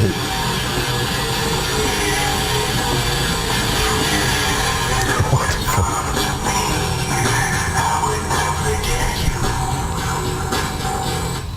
Hi, my name is Changed Man from InYourHeadOnline.com. I want to know what the song Take It from WCW is all about. What's the song meaning? How does it rank up in one of your best songs, etc., etc.? Hey yo, yeah, that's it. Okay. I was going to ask you couldn't cut the TV off in the background for this, but I see why. You know That's right. It was DDP's YouShoot in the background. Go ahead. What's the song about? WCW was putting on an album. I believe it was called Mayhem, and they asked us to contribute a song. And for Vampiro, they wanted us to make ring music for Vampiro. Same thing we had did for WWF for the Oddities. We made ring music for the Oddities, and then when we got to WCW, they had the genius idea of doing an album. So we made this song for Vampiro, and the lyrics are about, you know, take it, get your ass kicked. You have to take it, you know, a beating from Vampiro, so to speak. Steve Wine, what's the one song/lyric you regret writing? You said there was one in an older interview, but you never spoke of what it was. Man, I can't even think of none. You know what I'm saying? I mean, we've wrote so much stupid stuff and said so much dumb shit back in the day. It's like, but it's just like one particular thing. Who knows, man? I got a couple, but they're gonna stay with me. I'm not gonna say that. Tyler Wright, I've asked ICP this question multiple times over the years and I never got a response. So what's stopping me now? Question. Who was Greasy exactly and what happened to him? Just some ninja we were down with. Yeah, you see, the original ICP was 3 members. This is way back in the day. It was myself, Shaggy, and Shaggy's brother, John, who went by John Kickjazz. That was his name. And John, we recorded the Carnival Carnage album, and John suddenly quit the group because there was too much, it was too demanding. You know, we were round-the-clock work, you know what I mean? Round-the-clock work. We were obsessed with making it, you know, flyering every single night, you know, insane. So we met a guy named Greasy, Eric, and he kind of took his place for about 4 weeks, and we tried to see if he would work in the group, and 4 weeks later it didn't work out. But there was photos taken of the three of us, so he's infamy now, you know, because everybody sees this third guy and they say, "Who's that guy?" You know, but in reality he was in a group about. And then he just ended up floating on somewhere doing his own thing. He became a shoot fighter. Oh, that's right. That's right. Yeah, Before shoot fighting was even cool, he told, we bumped into him, asked what he was doing, and he said he's fighting in cages. You know, we were like, wow, that's crazy. So that's what I don't know if he ever. I don't think he ever became any. Who knows? You know. He never recorded with you? No, his voice is he on Yeah, anything? it's on. He's on the song In the Ha. Yeah, one song. Yep. So Thomas infamy. Shaw. First off, MMFCL down here in New Zealand. Been down with the Clowns for 17 years. So given a chance to get with you all for a question is a pretty big deal for me. Chris Benoit, the song, did it get the kind of reaction you set out to get? I mean, you could have given the track any number of names while keeping the content the same. So I guess having the name Chris Benoit right out there was designed to attract as much attention as possible. 220. No, I mean, no. It's just the fact that Chris Benoit's fucking nuts and crazy. You know what I'm saying? You know, when we're creating our music, you know, there's nothing we won't say. Whatever art we feel is you know, it's creating our art. It's like drawing a picture, you know. If we're in the mood to draw something, there's no restriction of what we're gonna draw. And in our life, you know, we're wrestling fans. When we think of insanity, we think of going from sane to insane. That moment of actually crossing over to insane from sanity. We think of Chris Benoit, you know, who was sane, obviously keeping himself sane, and then one moment, somewhere in time, somewhere during that weekend, it flipped, you know, and we wrote a song about that, and we called it Chris Benoit because we're wrestling fans, and that's what's on our mind when we think about that. But the song is about, you know, flipping from sane to insane. Yeah, the actual moment you snap, the actual moment from when you have it and then you don't, you know, and that's what the song is about. And we named it Chris Benoit because we're wrestling marks, and look what Chris Benoit did, and it's a tragedy. But when we're creating our art, we'll say anything. We didn't mean to offend anybody or people that love Chris Benoit or anything, but the man was a fucking lunatic. All right, so fuck him. Yeah, that's Mike Campbell, did the family of Chris Benoit ever try to take legal action against you because of the song? No. Not that we know of. Okay, video from Charlie. See what he's got on in the background. Nothing. He's got a nice picture of his family.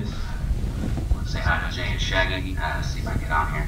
I have a couple questions actually. One, first question is I read an article about a year ago about how your voice had changed over the last 20 years from rocking shows and whatnot.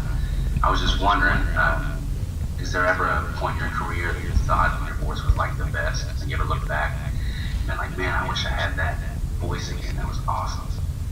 And second of all, I remember reading Behind the Pain, and you saying that the scariest song you ever wrote was Prom Queen. That was back in, what, 95, 96? I was wondering if there's anything you've written since then that it scared you that much. That's my question. Thanks. Well, I can like kind of answer the first part of it because I didn't write Prom Queen, but I mean, your voice is never gonna sound like what it sounded when you were 19, 20, 21 years old. You know what I'm saying? Especially being on the road forever. You know what I'm saying? Since then, yelling your ass off every night. Plus, you know what I'm saying? Chain smoking and drinking and shit. You know what I'm saying? But I ain't gonna front. I feel like my voice is actually getting back to being a lot better now because I don't drink no more. I don't smoke cigarettes no more. You know what I'm saying? So like, you know, it's recovering something. And of course, it's not gonna sound like, you know, I'm fucking 15 again. Right. You know what I'm saying? My nuts have dropped too far. You know what I'm saying? And back in the day, we used to also do tricks with our vocals. You know, we'd slow them down and speed them up so they'd have a higher pitch clown effect. You know, on all of our early records, we did that. Then we went through a period where we didn't do that, and you know, and now we're kind of back to doing that again. So our voices have changed, you know, and I apologize for that. If people don't like the new voices or voice, you know. You ain't gonna hear Robert Plant hit them fucking Highway to Heaven notes no more. You know what I'm saying? We're just not 19 anymore, man. There's nothing we can do about that, you know. But the other question was, have we written anything as scary as Prom Queen? Absolutely. There's several songs on Hell's Pit, the Hell's Pit album that were fucking terrifying to write. Songs about panic attacks and things like that, which I used to get panic attacks. I haven't in a long time. and they're terrifying, and writing about them was terrifying, and songs like The Witch and Walk Into the Darkness, those are terrifying songs to write. You know, you really get in the mood and you're writing and you fucking... Which one of you two has more of that horror genre in you?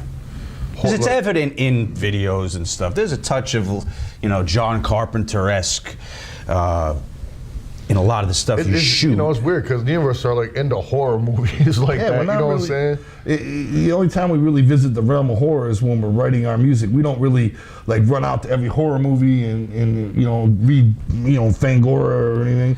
But you've got it in you. Night of the Chainsaw. I mean, you know, like it's in you somewhere. Who's darker between you two? I don't think there is a darker. Right. I really don't. I think it's the package. Insane Clown Posse, you know, it goes there sometimes, you know what I mean? And sometimes we go comedy, you know what I'm saying? Mm-hmm. But we go there. We definitely go there. You can call it horrorcore or the wicked shit or acid rap or whatever you want to call it. But we definitely visit that realm from time to time. Chris Benoit is an example. And neither of the two of you are more into that direction than the other? No, You're pretty I don't equally think so. distributed with what you like to write about? Mm-hmm. We get together, we discuss it. Okay. You know, and we go there, you know. Juggalotus 83, I've listened to you guys loyally for 19 years now, forever, and I've been seeing you live since 97, and I've always wondered, why do you never play Amy's in the Attic? It's one of your best songs, in my opinion, and I would love to hear that live someday. Hope to get an answer. Man, I agree. That's a great song, but, you know, this last tour we went on, we tried, because we know what works for us in concert. You know what I'm saying? Like, we got a lot of songs that get over real good when we do shows. You know what I'm saying? The crowd could participate, all that good shit. And our last tour went out, we tried doing songs like that, like 3 or 4 of them, and they didn't get over real well. It was just a lull in the show. You know what I'm saying? When people just want to be hype and shit, they don't want to slow down to that part. You know, to that. You know, I read something in Rolling Stone on the flight out here. It said it was from the Who, and he said everybody wants us to. There are fans out there that want to hear us do rare, obscure tracks, but you know that doesn't fill the arenas. You know what I mean? And in our case, playing clubs, you know. You want to make everybody smosh and move and have a good time, and there's certain songs that do that, and there's certain songs that don't, you know. And we just like to stick to the songs that, you know, move the crowd more and make the crowd more intense, you know. And that's usually what we stick to. Songs like Amy's in the Attic, I'm not saying we'll never do it. Of course, we'll do it someday, and it'll be dope when we do it. But, you know, we just stick to what makes most of the people happy. Maybe we're doing your unplugged set for MTV. Maybe at the Gathering this year we got some pretty interesting ideas. So Broken Unibrow once again from Pontiac. He's very prolific today. What the fuck up is up with that secretary? I know you guys can't speak about stuff like that while you're in the middle of a lawsuit, but please do. She's a liar. Right. Every once in a while, a former employee sues us, you know, for try to get money. You know what I'm saying? It happens to everybody.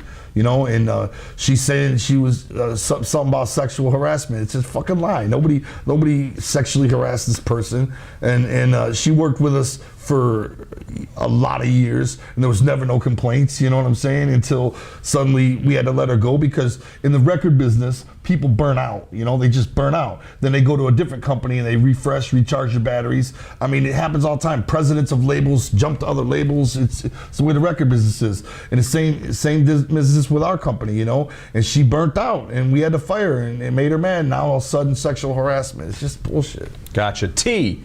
Why were artists like Kid Crusher, Low Key, Psycho Jesus never signed with Psychopathic? The Juggalos love these artists. They're all old school Juggalos and super talented, as you've gone on record saying yourself, who have worked with Psychopathic to some extent in the past. Was there backstage heat, or do you typically only sign unknown artists and repackage them to cater to the Juggalo world? I speak for a large portion of the Juggalo family when I say I would love to see some of the bigger underground artists who are Juggalos that make music, but not Juggalo rappers, get brought up to the main roster. Keep it wicked. Thanks for a lifetime of incredible music and memories.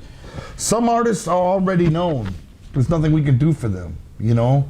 Some artists are already known in the underground, and what can we do for them? You know, there's nothing we can do. We can't boost them to a mainstream crowd. They're making they're doing what they're doing. We can't make no more money. We can't, you know what I'm saying? They're making enough money to support themselves. They're doing fine. They're living their dream. What can we do? Sign them and then take half their money? And they're not going to want that, and we don't want to do that to them. And some artists are already known. We like to take unknown artists and blow them up as much as we can, you know.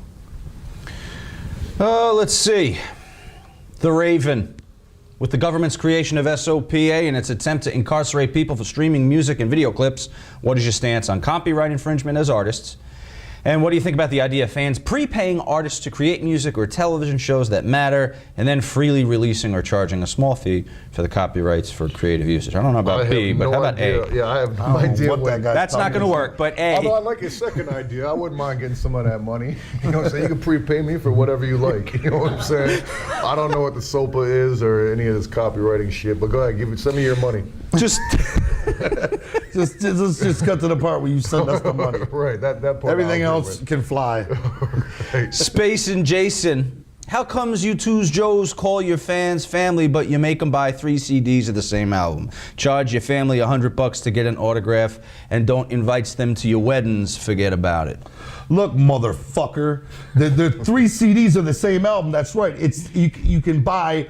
It's the same album. Each album comes with an additional full album for free. Right. Okay, It took us you can months buy and this months and album. months to make. Right, we made 4 albums total. And it's There's not the- us just going to the studio making shit. That's emotionally draining and There's the family main time album, taking. The Mighty Death Pop. It's available in 3 different versions. It comes with this bonus album, or a completely different bonus album, or a third completely different bonus album. So actually we're giving you a free album. And if you want all 3, you buy all 3. You see what I'm saying? But actually there's 4 albums. Fuck that guy. on He top doesn't of know that, anything of he what he's doesn't talking know. Right, about. and doesn't went to a wedding because it costs fucking $300 a plate at a wedding. You know what I'm saying? Also, I'm gonna fucking pay for 10,000 We're extra gonna, guests. we're gonna You know invite what our I'm saying? fan base to our It wedding. costs Come me on. money for that shit. Should have had the man. wedding at the gathering. He's thinking Let's make maybe. our wedding public. Yeah, that's fresh. Noah Okay. Restifo, what's up? First of all, I have to say that you guys are amazing. Now, on to my 2 questions. I've been inspired by you guys to start doing my own stuff. Do you have any advice for me? Also, because it's bothered me so much, who did the laugh on the song The Great Malenko? Thanks for all the stuff you've done. Man, nowadays it's so hard to give information to up and coming people because, you know what I'm saying, it's so different than how we came up. You know what I'm saying? How we came up was just like groundwork, you know what I'm saying, from the bottom up. You know what I'm saying? Order 100 cassettes. Now you can't, there's no independent record stores, there's no, you know what I'm saying, there's nowhere to promote the way we did back in the day. It's all internet now. you know what I'm saying? Shit. He I probably don't know if knows that makes more it than we easier or know. harder nowadays. Makes it You know what easier I'm in saying? some ways, but it's crowded the market so Right. much because everybody and their grandmother can upload stuff. But I mean, now. you can be seen a lot more easier, you know what I'm saying? But you know, You can be Facebook famous, Right. you know what I mean? But how do you translate that into money? You know, it's a tricky game. But when we came up, it was totally different. You know, there was independent stores everywhere. We'd order It's just 100 depending on how CDs, much work you take put into take it. 5 to each one of them, come back a week later, collect the money, take that, order 500 CDs, send them back to the stores, sell them, come back, order 1,000 CDs. You know, it's not like that no more. All the stores are gone. You know, I don't know, get it to iTunes and have a catchy hook. There's my advice. What about the laugh on The Great Malenko? That was probably me.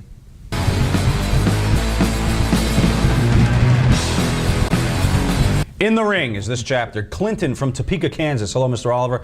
Love your work and hope everything goes well in the future endeavors. My question is for ICP. How'd you guys get signed to WWFE? Did you enjoy working with the Oddities? Fuck yeah, I enjoyed it. every minute of it, man. That shit was great. But see, we wanted to be heels because we were getting booed.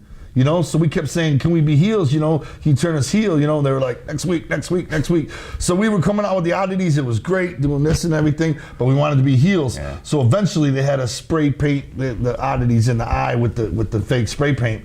And then we joined the Headbangers for a minute there, you know, so we got to be heels. Matthew Torres, what were the clown's interactions with Vince like? Man. Oh my God. Woo! I actually met him one time and that was it. And my fucking mouth dried up like a Both crow. of our mouths dried up. I've never been nervous to meet anybody in my life. Anybody. You know what I'm saying? Anybody famous, not famous, whatever. But Vince, that was a whole When different we met Vince ballpark. McMahon, it was like meeting, you know, I don't know, the Like man God responsible, himself, the you man know, responsible for so much entertainment in our life from 7 years old on. You know, it was just like, and it wasn't just like meeting them over a table, like, hi, can I, you know what I'm saying? We It had was a- like we had sitting a- down with the motherfucker, you know what I'm saying? we at the time. So it on was a our web- meeting? You were called into a meeting? No, it was we just in met the him in a hallway. stands. But check it out. At the time, we had on our website a contest where you would go to Truth or Consequences and spend the weekend with us. It was called the Grim Tim Contest. That was the name of our bus driver. Long story. But anyway, when we met Vince McMahon, you know, we seen him in the hallway. He came up and he said, "ICP, how you doing?" Shook our hands. Our mouths instantly dried up, and he said, "So who won the Grim Tim contest?" And our wigs peeled back. That's why my forehead is as big as it is now. It used to come down to my eyebrows, but yeah, he asked us about that, and we just couldn't believe he had been on our website, you know, and we just were like, "Oh, it's not over yet. The contest's still going," and, you know, and we were By talking. the way, do you need your dick sucked? Yeah. We'd be happy to blow you if you wish. We're gonna need some mouth moistener, but other than that, you know. Piero Gentile. Yo, ICP, you were briefly in WWF in the peak of the Attitude Era. So my question to you guys are, what was the vibe backstage like? Did the other talent show you respect? We kind of answered that already. What shit did you see backstage, like fights or arguments? What's Steve Austin like behind the scenes? I got A lot of it. man ass. Steve Austin, check this out. We were sitting there one day ringside, and Steve Austin saw us, you know, came up, sat down with us, and just started talking, right? And he was like, "So, this is true." He was like, Man. "So, do you guys, what kind of music do you guys like?" We were like, "Old school gangster rap, you know, NWA, Ghetto Boys, you know," and he was like, "Oh, yeah, I like Leonard Skinner and country music, you know?" And he was like, "So do you guys hunt? Do you hunt?" We were like, "Absolutely not. I couldn't kill a deer if I had an axe in my hand and I was starving, you know?" And he was like, "I hunt all the time, you know?" And he asked us about 3 or 4 questions, and we found out we were completely different. And then he was like, "Okay, boys, I'll see you later." Absolutely. Good. Very nice guy. Very cool. But we had nothing in common at all. He tried, though. He tried. I mean, yeah, if we were to sit down and have dinner, we'd have nothing to talk We about. did see something that happened that I don't think the Sheets wrote about in WCW. Same idea. We're sitting there before the show. You know, you had to get there at 3 o'clock, so we're sitting there for hours. You know, painted up, ready to go, and we're looking at Goldberg standing there talking to some people, and Evan Courageous comes up to Goldberg, you know, and Goldberg had his hands down his sweatpants, kind of cupping his balls, you know, and he was just talking, you know, and Evan Courageous came up, you know, on his nuts, and he was like, "Hey, Mr. Goldberg, how you doing?" You know, and Goldberg pulled his hands off his balls and went to shake his hand, and Evan Courageous was like, "Whoa, you don't know about that," and Goldberg, true story, snapped Had a and roid grabbed him by rage, the so. throat and pulled him over the guardrail and threw him. I swear to God. And Doug Dillinger did nothing. Head of security was just like, walk the other fucking way. Threw him, and he flew over the guardrail and slid on his back, you know, and got up and just kind of jogged away, you know. And we were like, "Whoa, I didn't see that, you know." And later, Evan Courageous came up, because this is when we were working with 3 Count, you know. And he came up and he was like, "Did you see that shit?" And we were like, "Absolutely," you know. And he was like, "What should I do?" And I was like, "Nothing." He was like, "I could fucking sue him. You guys saw that, right?" Nope. And we were like, "I didn't see shit. If you're gonna sue him, we didn't see nothing." Yeah, so that was pretty wild, man. I don't know if Goldberg had a roid rage or what the fuck that was, but he didn't like the fact Evan Courageous didn't want to touch his sweaty ball Didn't hands. want ball cheese on his hands. Imagine that. Ramsey, Montreal, how much money does Paul Heyman owe you from working in ECW? What was the best excuse he gave you for not having the money? Man, we don't never owe us needed nothing. money. You know what I'm saying? There was never We were happy to be money there. of being talked of exchange. We I were will just tell happy you to this, do it, though. man. When we were there, Rob Van Dam was a good friend of ours from way back in the day, you know. But when he kicked me, our tour started the very next day. You know, the very next day we had to be in Orlando for our tour, and he kicked me, and it popped my eardrum. It popped a hole in our eardrum, and I couldn't hear. You know, and so I went to an ear doctor the next day, and he took a tiny piece of paper or something and put it over the hole of my eardrum surgically, and I could hear again suddenly. But his kick knocked the total hearing out of my ear, and it was nothing. It was absolutely nothing, and I was panicking all night. And yeah, he kicked the shit out of me with one of those back ninja kicks, you know. And yeah, but Sabu took care of us, you know. They put us in the camel clutch, and they did the chair and drop kicked the chair in our face, you know. Sabu was like, "Watch out, here it comes," you know. He's real good to us. And we So funny, later, too, so many people would tell you, "Oh man, be careful when you work Sabu. Be careful, man. He'll fuck you up." Man, I worked Sabu quite a. He never, you know what I'm saying? He just like.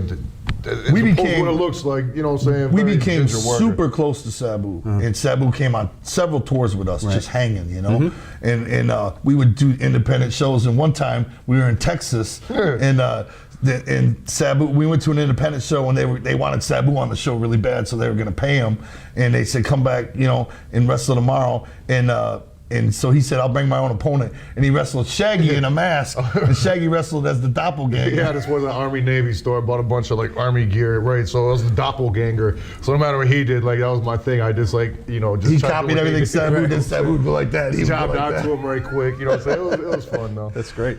Fuck you says, very cute play on words there. Fuck you.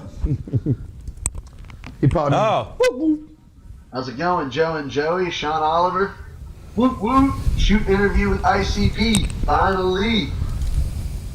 Family. Yeah, that's what's up. My question for you guys is this. Shaggy, years ago, whenever I was watching you wrestle Mike Awesome power bombed your ass with an awesome bomb and broke your fucking neck, and that shit hurt that day as much as it hurt you. My question for you is this. Did Mike Awesome ever apologize for doing that and tossing you off the bus like a mutilated dead clown?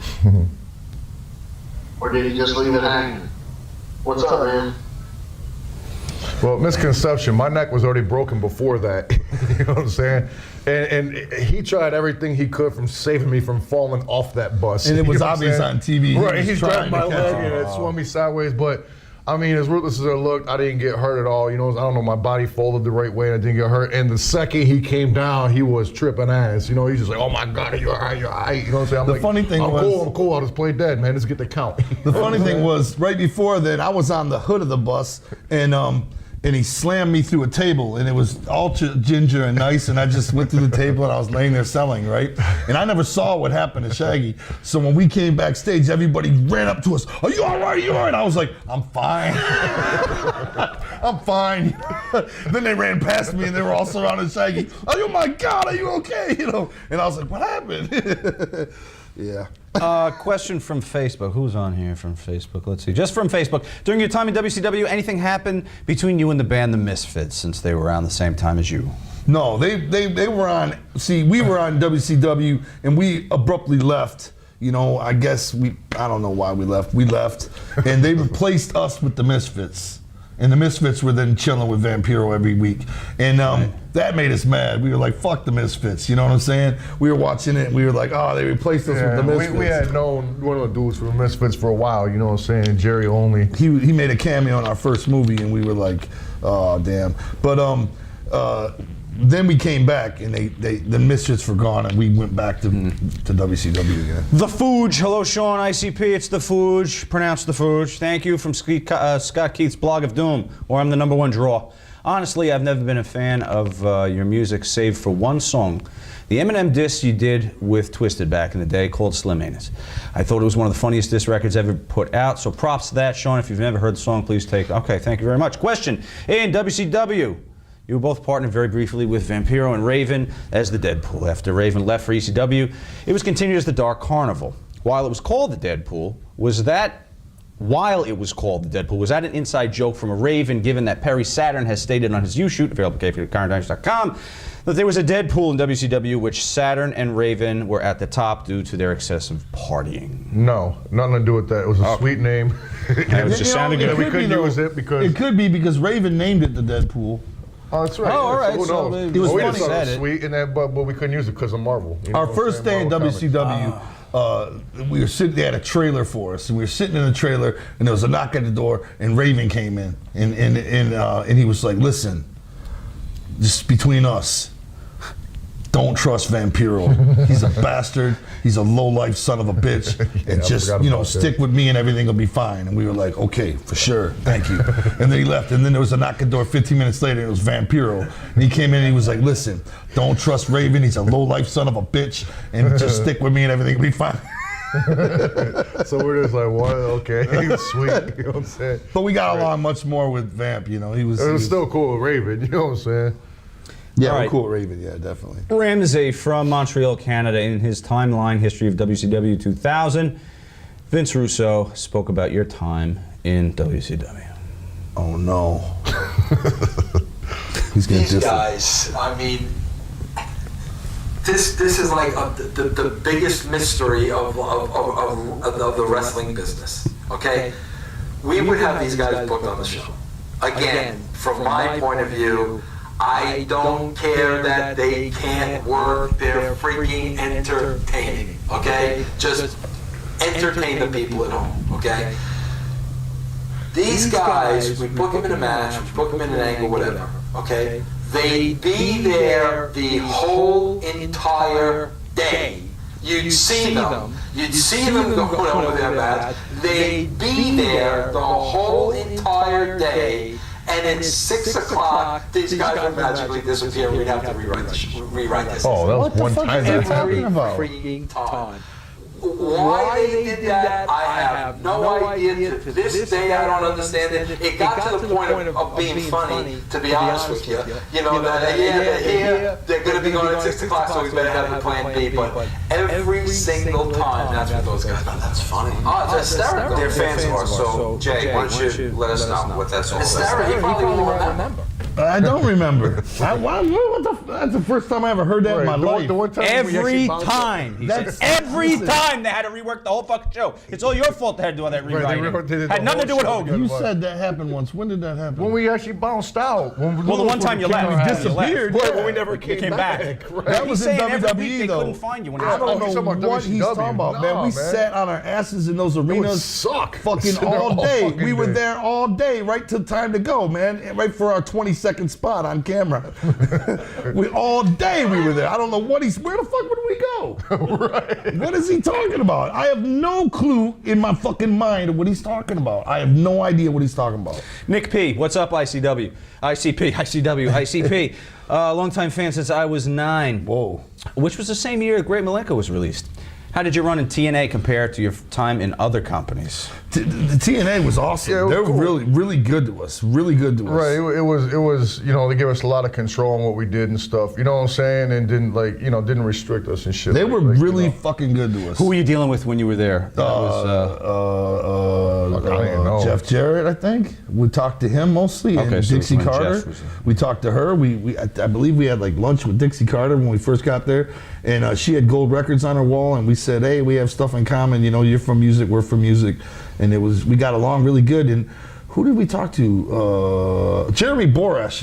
Yeah, he was like the most person that we associated with. Jeremy Borash a lot. We talked to him, and who gave us the Scott D'Amore. You know Scott what I'm saying? D'Amore. Yeah, Scott D'Amore gave us what we were doing every night, and they had like a dark carnival match and all kind of cool shit. They were really cool. Not because they gave us a lot of freshness, but they were just really cool. You know, they were just really laid back. You know, we were in the limo smoking weed. They didn't give a fuck. You know, they were good. They were good people. John the Mark, what was your biggest payday in wrestling? Probably TNA.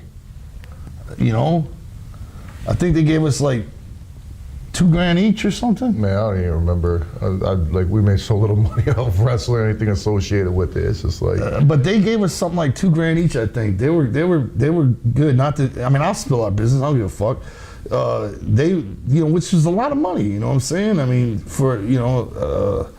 yeah. I think our biggest payoff was TNA. They probably took care of us the best. Everywhere else, it was like a promotional thing. You know, we were there as promotional. You know, that was the pay, the exposure, right, and all that. You know what I'm saying?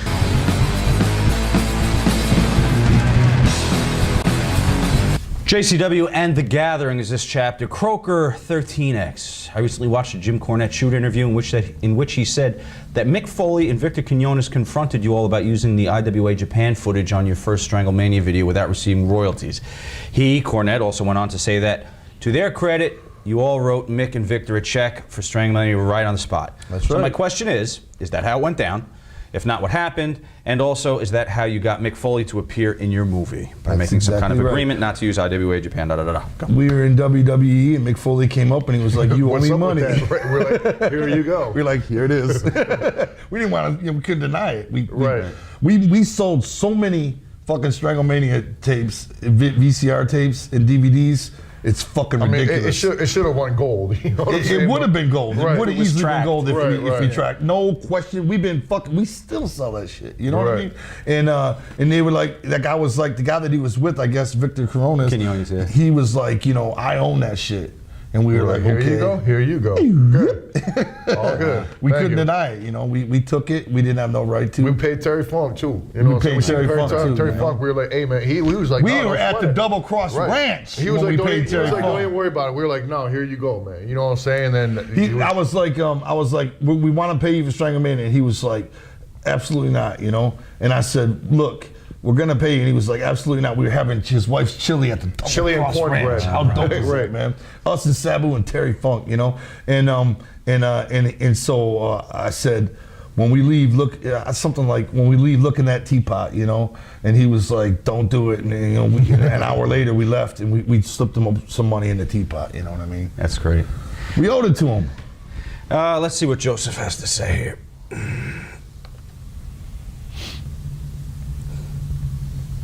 Hey, Violent J. Yes. You know, it's Joseph Park. You know, my brother Abyss was at the gathering in 05. Well, what about Joseph Park? When are you bringing me in? That's my boy. What a cool dude he is, man. He's great. What a great guy he is. We had a lot of fun with him going out drinking in TNA, man. He can put them down, too.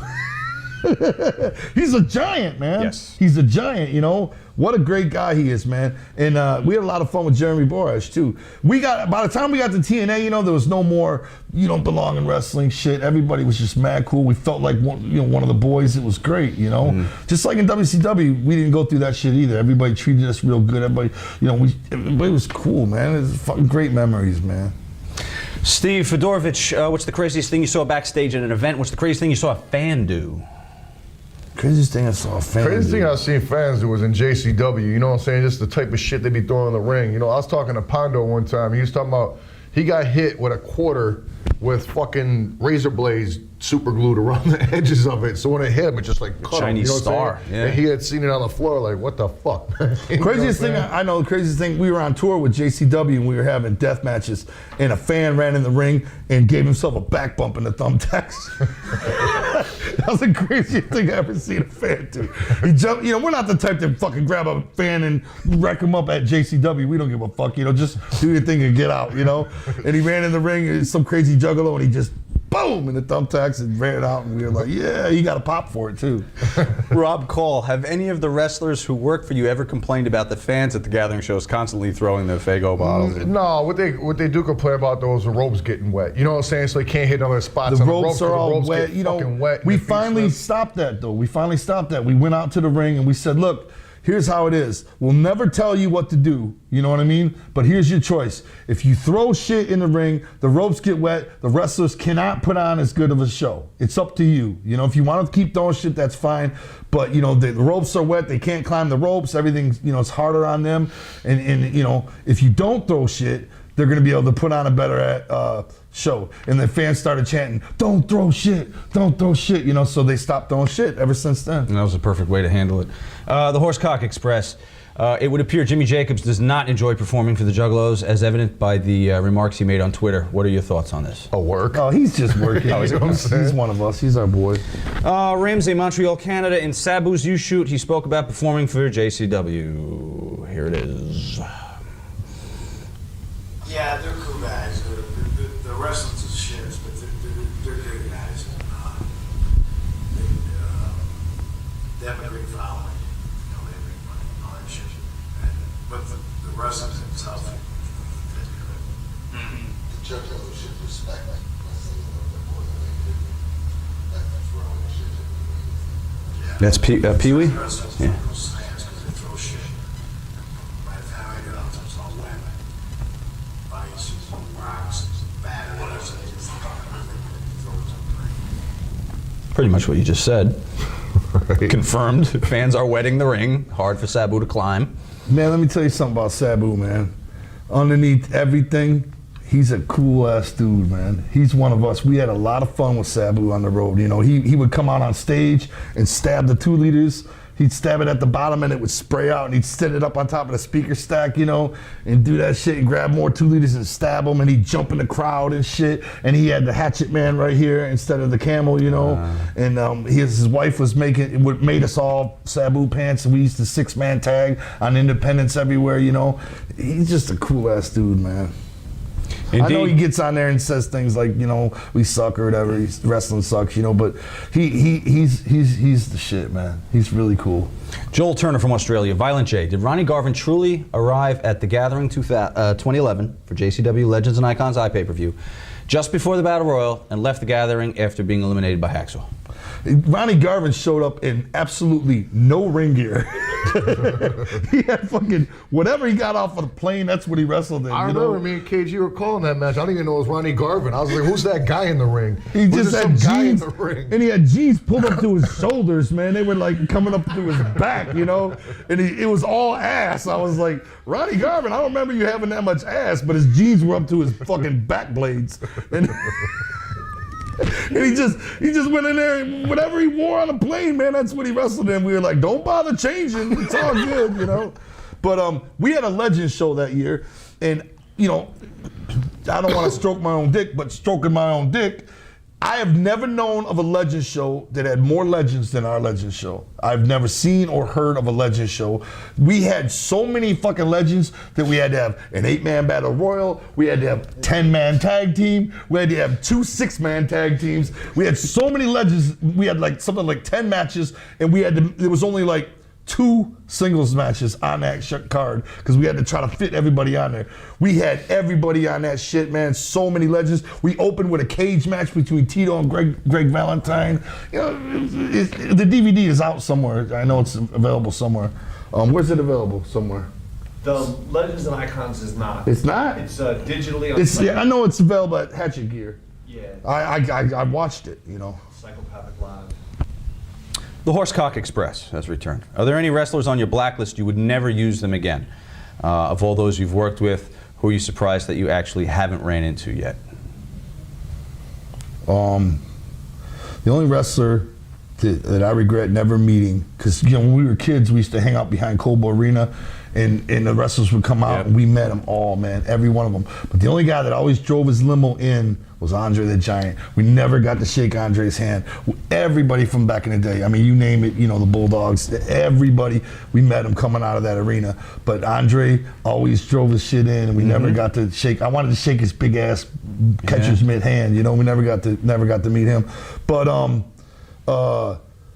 you know, First one was, is there anyone on a blacklist that you guys wouldn't hire again? You know, that's what's crazy, because even Pogo the Clown, who crippled me on an XPW show out in California, we were just about to go to the ring, and he said, he tapped me on the shoulder and he said, it's coming. And I was like, yeah, this is gonna be good, you know? And he was like, no, it's coming. And I was like, okay, cool, let's do this. You know, I didn't know what he was talking about. We got in a ring, he threw me into the ropes, and he fucking clotheslined the hell out of me. It just rocked. I'm a big guy. It rocked my entire frame. I couldn't move. I hit the floor. I rolled over. I was paralyzed. I couldn't move. I rolled out of the ring. They had to carry me to the back. The next morning, they had to carry me to the hospital. I was totally fucking flexed. And we ended up hiring him and using him a bunch of times. You know, and he told me it was coming. You know what I'm saying? At least he warned you. And I don't know what his beef was. Maybe the clowns, he was a clown. I don't know what the fucking beef was, but he crippled me, man. I mean, he fucking nailed me. Did you talk about the incident when you hired him? Oh, yeah. I was like, you know, you wounded me, man. He was like, what are you talking about? I was like, come on, brother. I don't know what your beef was, but you killed me, man. He was like, no, I heard you say that before, and I don't know what you're talking about. I was like, okay, whatever. It's cool. Salvatore M., there's a pretty infamous incident involving Tila Tequila at the Gathering. Tell me, how big is her head in real life? That bitch is built like a fucking lollipop. It's true, yeah. She's like this tall, you know what I'm saying? And she's got like a skinny little, like this leg on this table with big titties and a big head. You know what I'm saying? Yo, she get it, you know what I'm saying? But it'd be like tapping a fucking Barbie doll with a fucking Chucky doll head. You know what I'm saying?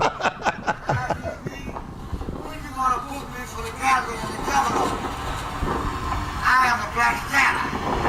Let me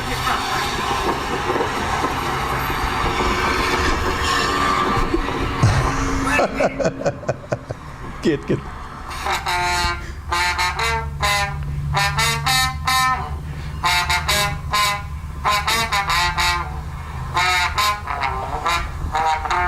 Is that his van? Is there any spots for a Black Santa, guys, this year? What do you think? Of course, it's the gathering of the Juggalos. We accept everybody. All right, come on down in your Greek van or whatever it said on there. Greek and Lebanese food. We'd love to have some at the gathering. Right. And sell your hot dogs. It's all good.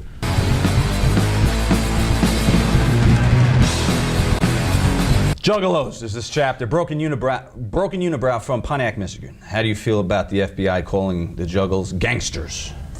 It's a shame, man. It sucks because it's all cool. It was cool at first. We were like, wow, you know, the FBI labeled Juggalos a gang. That's pretty cool. But then it started to affect Juggalos that are on probation. They go see their probation officer. They got one of these on. Next thing you know, they violate probation. They get wrote up as a gangster, and they get sentenced more harder. You know, like if you get, let's say you get a DUI, right?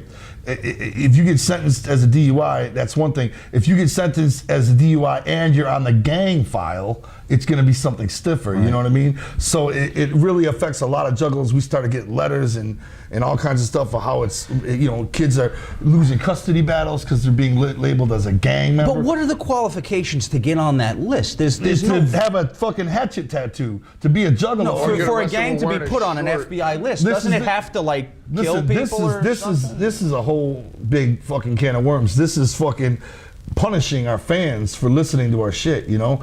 Being put on a gang list sucks, man. It's a lot of trouble, man. And you know, kids openly representing our shit are being punished for it, being called a gang member. There's never been anything like that in rock and roll, and because it's us, is the only reason it's not all over fucking Bill O'Reilly and shit. And can you fight it to get it off? We're suing them. We're suing the FBI right now. It's a very long, expensive process. Very expensive fucking process. We're in the middle of it. You know what I'm saying? We're suing them to try to get the Juggalo name. You know, that's why, you know, it don't make no noise, because it's us doing it. You know what I'm saying? Right. If it was Elton John suing the FBI, forget about it. You know what I'm saying? Be all over the place. That's crazy. The Kiss Army was in La Cosa Nostra, by the way. I found that out in my research for this. Jay Zaretsky, Ontario, Canada. What happened at the Waffle House in Greenfield, Indiana? What instigated the fight? And have similar occurrences happened? Do you find that people who prejudge the band and its fans may approach you in an unfair way? Well, you know, there's a lot of haters for ICP. I don't know why, because we're sweet, lovable gentlemen.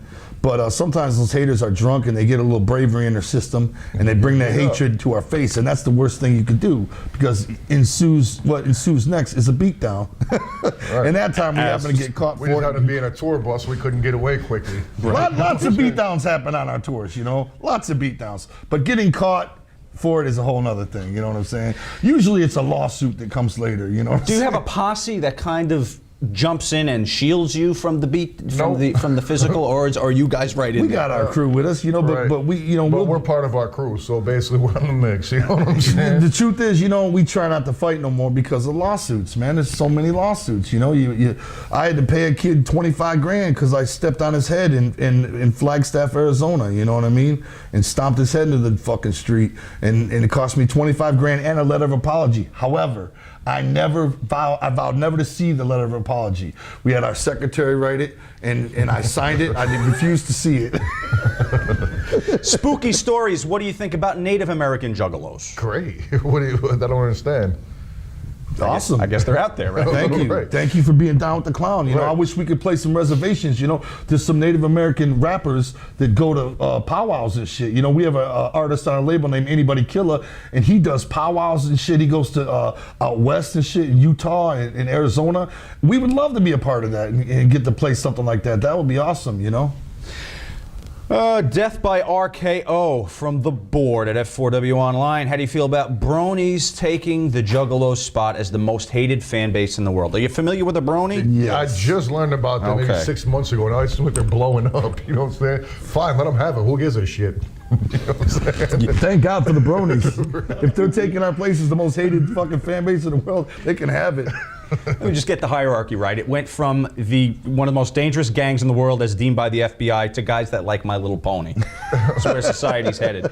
Ask Dan, if you guys had to give Sean Oliver a clown makeover, what type of clown would you make him into? Describe what his makeup design would look like. What would his clown name be? There's only one kind of clown that's cool, and that's a wicked clown. You don't want to be one of those lame-ass happy clowns with the pink circles on your cheeks and a big baby blue smile. You want and a big rubber nose. Right. You want to be a fucking wicked clown. You know, that's what we make you a Is there a logic to the design that you individually came up with? points and jagged edges, you know, instead of the smiley, stupid fucking, you know, hobo clown, drunk hobo, pedophile clown. Some heroin addicted hobo clown. You don't want to be the happy, friendly pedophile clown.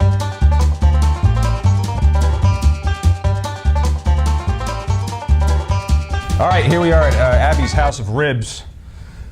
And Chinese food. Yeah, don't forget about the Chinese food portion of it. Right. So, you know, we're talking ribs, and so we thought maybe we'd do one.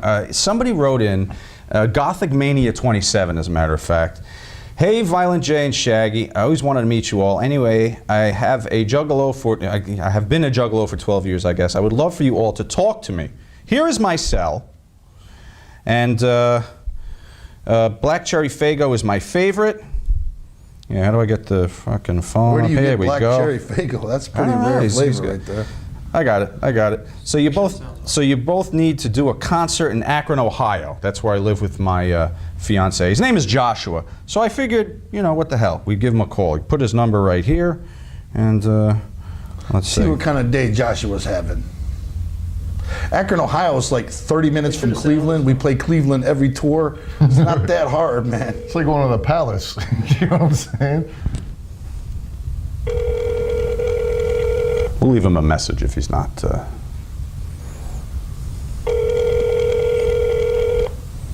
Probably terrified by the East Coast number. Hi, it's Joshua Sizer. I'm unable to get to my phone right now, but if you leave your name, number, and short message, I'll get Pretty back to you. professional sounding voicemail. Thank you. Must be a real estate agent or something.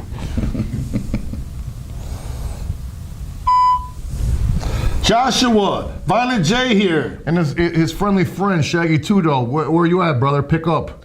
We just called to see if you were coming to the card game tonight. I guess you're going to have to miss it. Big card game in Akron. Big card game in Akron. We got pizza and plenty of Black Cherry Faygo for you, but you're missing out. That sucks. Better luck next time, homie. We'll be back in maybe 6 months or so, so have your phone on you at all times, guy. Congratulations about the upcoming marriage, too. Any marriage advice? Stay away from other chicks. Stay away from the tofu cronuts.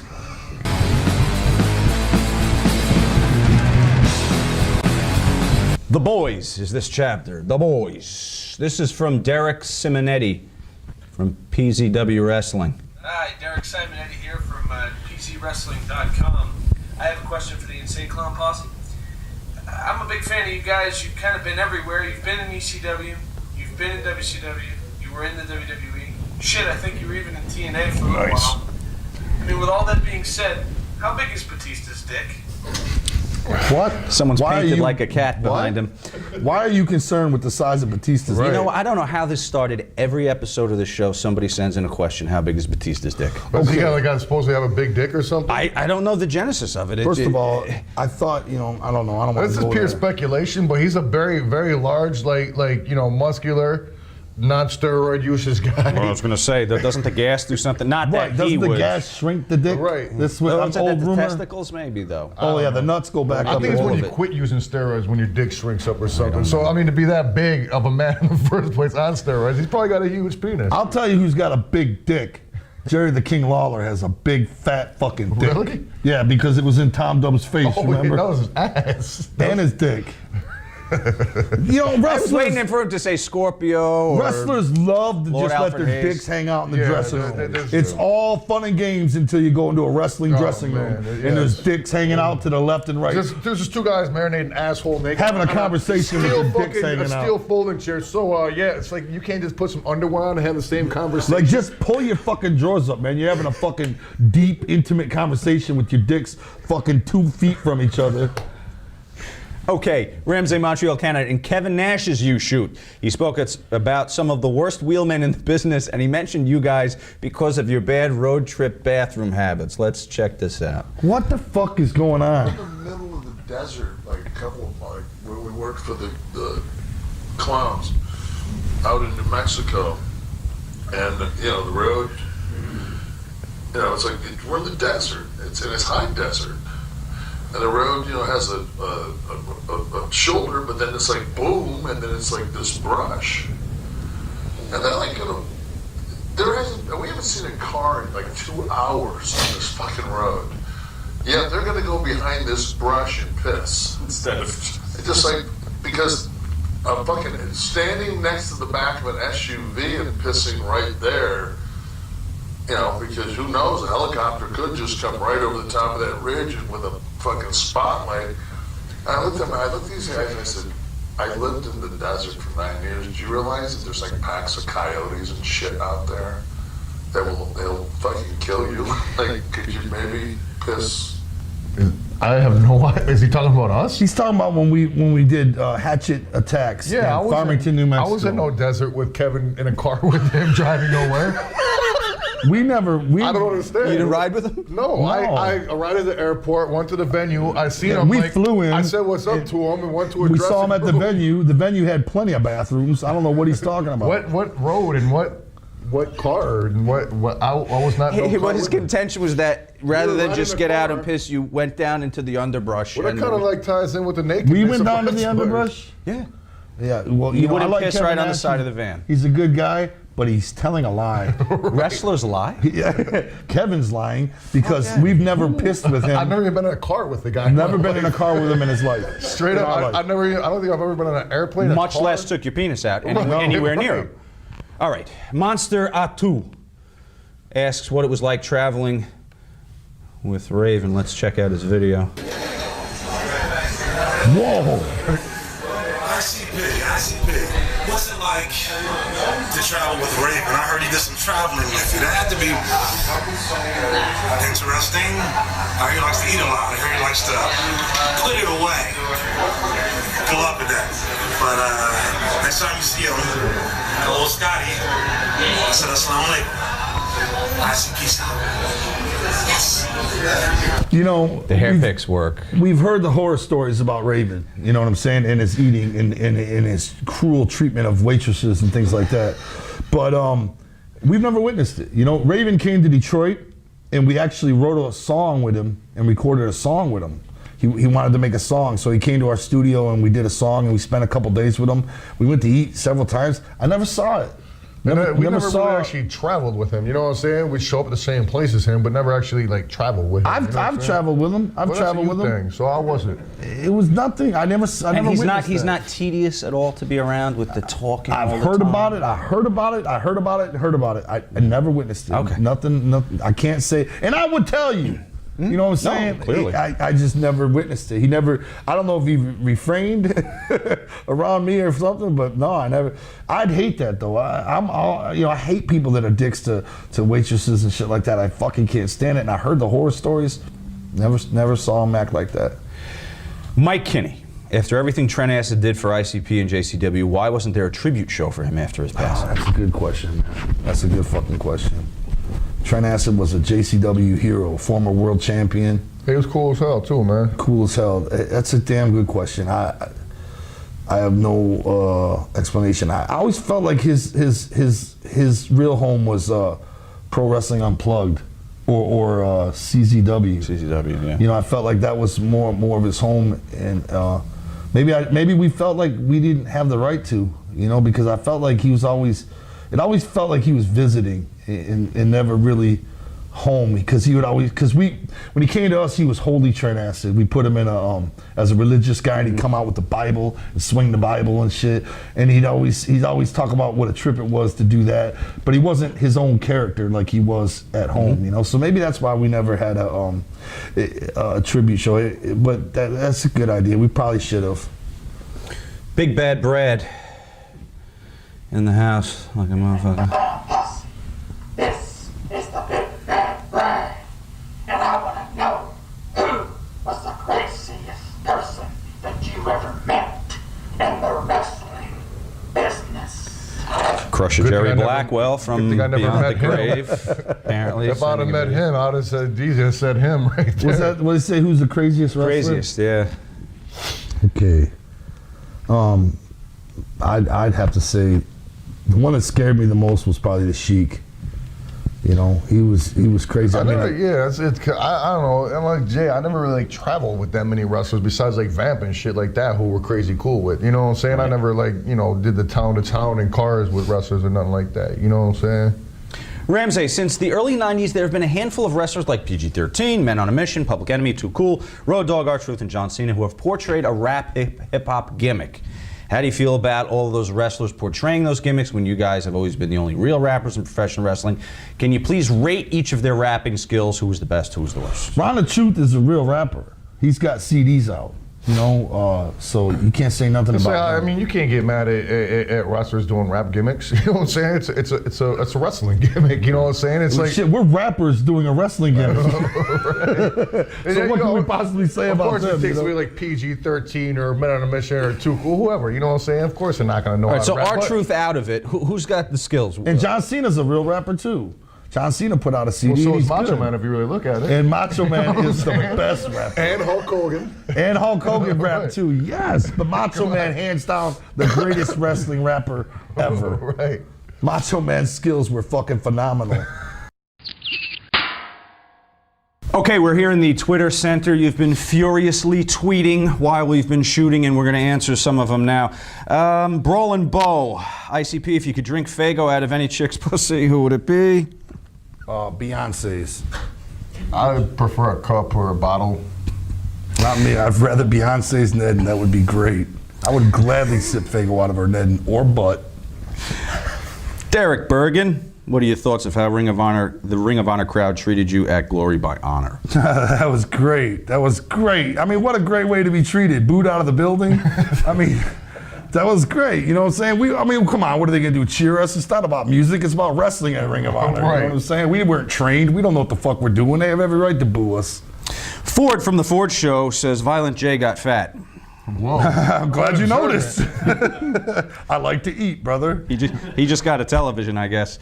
Tom Malloy, any memories of former JCW champion, the late Trent Acid? You spoke about that a little earlier, but maybe a final something. He was on a Trent. great talent, man. A really great talent. And a real cool guy on top. Real cool guy and a great fucking talent. I mean, he really could put on a match. I remember the cage match they had in Philly. Corp and Trent Acid. It was one of the first times he ever bladed, and boy did he blade. He's just a great talent, man. I miss him. Salvatore Martone, Violent J, how much test are you running, brother? How much what? Testosterone, I guess he's saying, right? That you're on the gas? I think that's a joke. Oh, well, this is all food. This is no steroids. I promise this is fried foods. Dennis asks for some good Sting stories. You have any? Yeah. Oh my God, yeah. Supposedly I had heat with Sting because in WCW, like, you know what I'm saying, like a lot of wrestlers walk around with the super tightest shirts ever on. Like back when those nylon shirts would like change colors as you turn the light, you know what I'm saying? So me and my boy, our assistant, used to always go with this Tom Dub. We went to the mall earlier in the day and we just got the tightest, smallest shirts ever. And we just walked in the background WCW rocking them, just crazy tight. You know what I'm saying? Just wearing them like tough, just like, what's up? You know what I'm saying? And then all of a sudden, like, you know what I'm saying, Sting pulls me and Jane into the room or whatever. He's like, hey man, you guys gotta stop wearing them. You got heat with all the boys for wearing them things. We're like, what the fuck? Why can't we wear them? Right, just because we're like not on steroids and small, you know what I'm saying? Just walking around like this, we got heat with it. According to him, you know, never. One time Sting told me, he said, hey, just want you to know that I have a copyright on the black and white paint. And I was like, I hope that shit goes back to 91, because that's when we were doing it, back when you had the fresh blonde hair and the yellow and pink paint.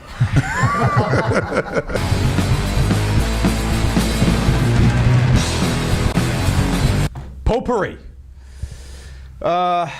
Bagod King, please. Magnets, how do they work? We got so many fucking questions. You put them together and they stick together. Yeah. I don't know how magnets work. That's why it's a fucking miracle to me. I dropped out in the 9th grade. I will clearly admit I have no idea how the fuck magnets work. I couldn't tell you. Stick. That's how they work. If I was in prison, in a Singapore prison, and the only way I could get out is to explain how magnets work, I would do life. Right.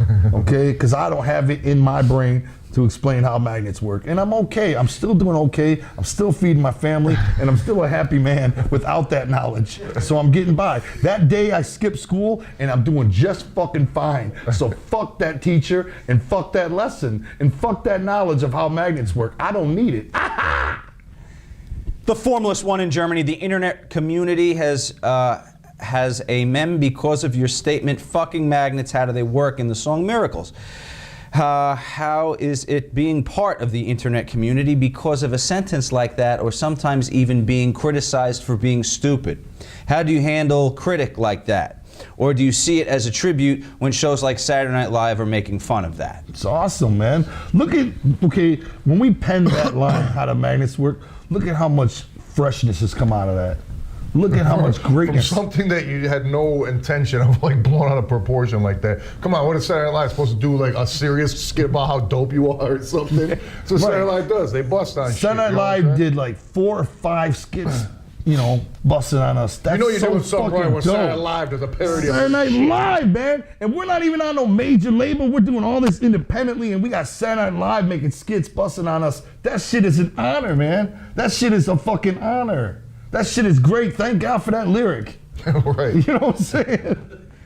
Viper Venom, Lincolnshire, UK. Hey guys, just wondering where you got your names from. Oh, Insane Clown Posse? No, I think your individual. Violent J and Shaggy. You know, driving around Southwest Detroit thinking of cool rap names. See, little people know this, but Shaggy Too Dope, there actually used to be it was Too Dope and Too Fresh. Too much. Oh no, Too Much and Too Dope. That's right. Dope. I'm sorry. Too Much and Too Dope. And they were dancers. Right.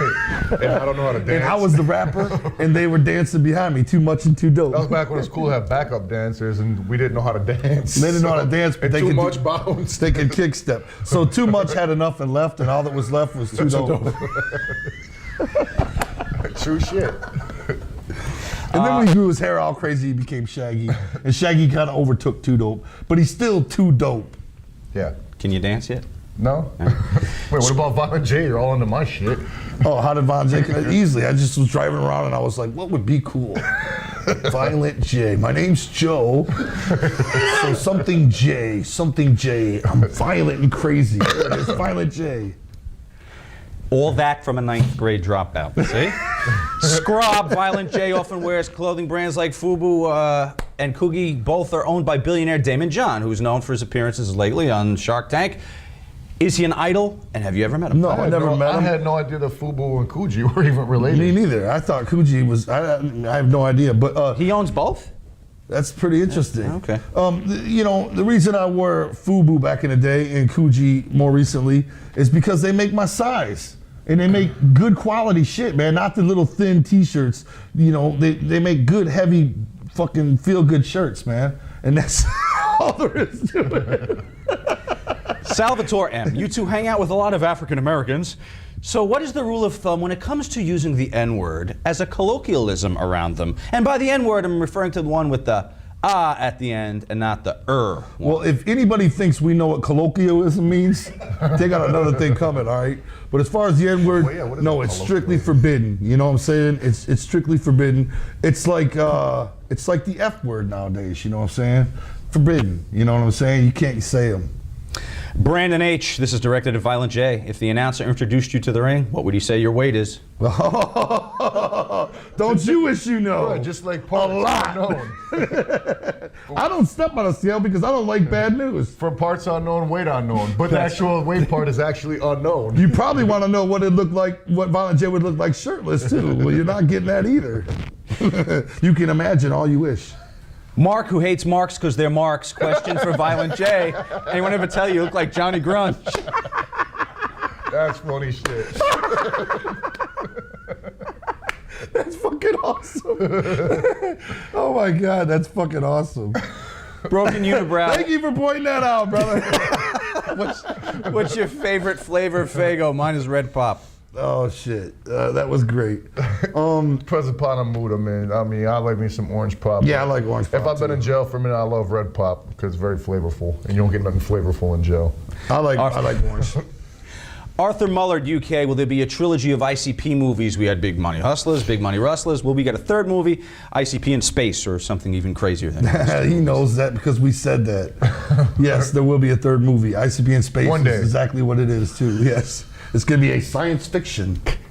Well, they're all science fictions, actually. We like to have a lot of wrestlers in our movie, too. Yes. Ron Jeremy, Brigitte Nielsen, Vanilla Ice. These are 3 actors from the 2010 release Big Money Rustlers. While these 3 are polarizing figures, there's one actor who I find more fascinating than those 3 combined. So with that prefaced, please tell me what it was like working with Tom Sizemore. This guy's a plethora of talent. Is he a plethora of talent mixed with crazy? Didn't Please even meet tell him. me a Tom Sizemore. You know what I'm saying? We were gone, not even anywhere near California when they did that shot with Tom Sizemore. Yeah, he was like the last shot of the movie. The last shot of the movie. We filmed the movie something like 2 months, and then we went home and we heard that a small crew went out and got Tom Sizemore's scene, and that was it. We didn't meet him. Right. But you know, Scott Hall was in that movie, and it was great chilling with Scott Hall for 2 months. That was fucking awesome. Jay Zaretsky, I'm wondering if you've ever, out of habit, put on your makeup and left the house on a normal day. Has this led to any awkward moments at Target? We put on the makeup for no reason hundreds of times. You know, we think something's gonna happen, and it doesn't happen. I mean, you got on so much. It's like you're so used to not touching your face, you won't have paint on, and then you would get an itch. You'd be like, oh. Yeah. You know what I'm saying? Just let it ride. I dream with the paint on, and also I'm scared to touch my face a lot. When I don't have it on, I have to think, am I wearing it? You know what I mean? Another question for me, has it become a bit of a prison?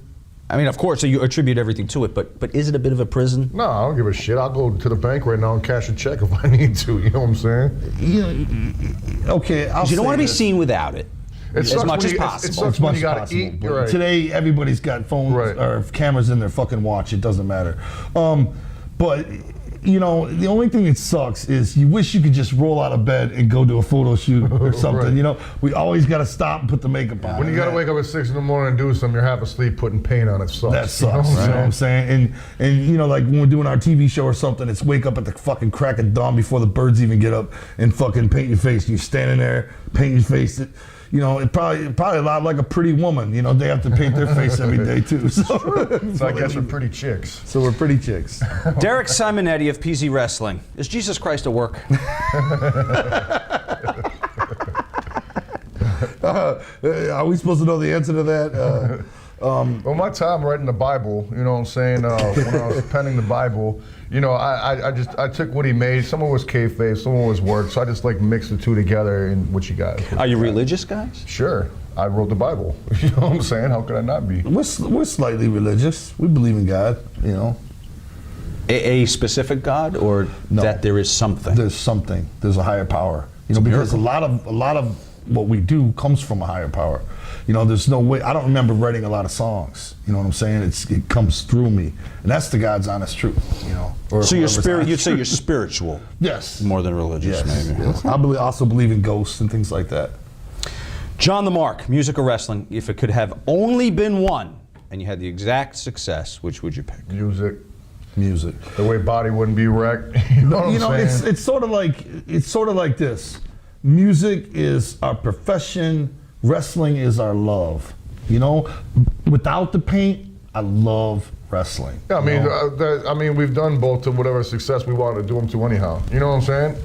So, but you know, wrestling is more personal to me.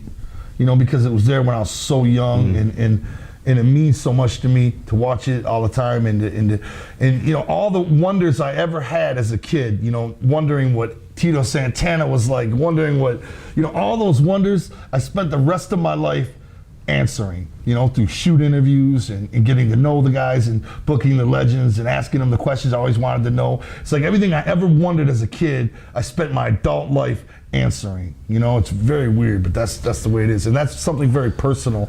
Music is personal as well, but wrestling is with the paint off, and music is with the paint on. You know. Having gotten into the business, I kind of go through this in my head a little bit too. I want to ask you, did it take away some of that magic? Of course, especially when I was a kid breaking into the business. Rabbit was pulled out of the hat. Absolutely, especially when we were kids. You know, it was a letdown. All those guys fucking with us in the dressing room. You know, everybody giving us a hard time. Even when we were like little kids, you know, we knew it was a work and whatnot. You know what I'm saying, doing it ourselves. But just, you know what I'm saying, meeting like Hulk Hogan and him just being like, hey, how you doing? You know what I'm saying? Hey, what's up, brother? You know what I'm saying? It's kind of like, oh man, you know what I'm saying? But it is what it is, you know what I'm saying? You know, hearing the truth and how little some of the guys care about some of the things that you cared so much about, and then they care so little about, you know, and all of that, you know, especially breaking into the business was you know, just sitting, you know, music was a lot, I hate to say this in front of all the wrestling fans, you know what I'm saying, but music was just a lot more exciting, you know, than it was when we broke into wrestling first on the independent scene. I traveled all around the Midwest, did all that shit, and when I got into music, the rewards were, okay, put it like this. Wrestling, you get 10 minutes of the 2-hour show. Everybody's jockeying for position for that one moment in front of the crowd, you know? And even your moment, you're sharing it with your opponent. You know, they got to get their shit in. And it's like, it's a much smaller role on the show.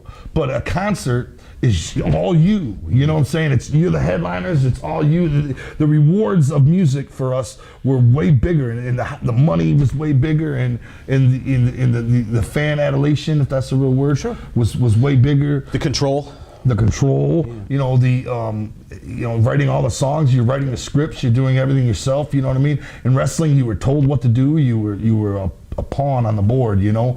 But in music, for us, it was just much different, you know? And I think that's why we started with wrestling, but we ended up choosing music as our life, you know? Dr. Gerbs. See, we have doctors write us. Trenton, New Jersey, if you could have a meal with 3 people, one dead, one alive, one fictional, who would they be? One dead, Michael Jackson easily, no question about it. One alive, it'd be cool having Hulk Hogan in the mix with Michael Jackson, you know what I'm saying? And fictional, I don't fucking know, man. A movie character or a superhero? Or... Okay, mine is easily would be Michael Jackson, Hulk Hogan, and Jason Voorhees. You know, not killing anybody, but sitting down having a meal. That would be awesome. You wouldn't get much out of him, though. That'd be the thing. He would probably just sit there, but it would still be cool chilling with Jason Voorhees. Couldn't even eat with the mask. Right, but trying to shovel his French fries in that little hole. But chilling with Hulk Hogan, you know, listen to this. When we were little kids, we said it would be our lifetime dream to be stuck next to Hulk Hogan on an airplane, you know, just so you could sit there and pick his brain for the whole flight, you know. And then later in life, we're sitting in first class and on our way to a WCW event, and who sits right behind us? Hulk Hogan. Not next to us, but right behind us. And when Hogan walks through the airport, there's no, you know, no guessing that's Hulk Hogan. He's got the boots on, the belt, the weight belt, the tight shirt, the bandana, the fucking fake beard. He's walking through the airport. I mean, he is the world champion. There's no denying that's Hulk Hogan, you know? And he sits right behind us, and we're like, Hogan behind us, Hogan behind us. And halfway through the flight, he puts his big hands on our shoulders and goes, "What's up, clowns?" And we're like, yeah! It was great. Monica Black from Michigan City, Indiana. We'll close with her. I've been down with the clowns for 12 years now, and it would be an honor to be mentioned on your show and get to ask the guys a question. You guys have seen and done so much in life. I was wondering, is there something you never got to do that you wish you could? Shit, meet Michael Jackson or see Michael Jackson. Right, to see him live. Or like maybe bang a super celebrity broad. Yeah. You know? Yeah. Who'd you pick? If one could walk Eva Mendes, easy. Vanessa Hudgens. There you go. Yeah, she would get it. She would get it tough. If you're watching this, ladies, should have your fucking head examined. Yeah, get rid of that Hollywood watching Ryan shoot Gosling interviews. guy.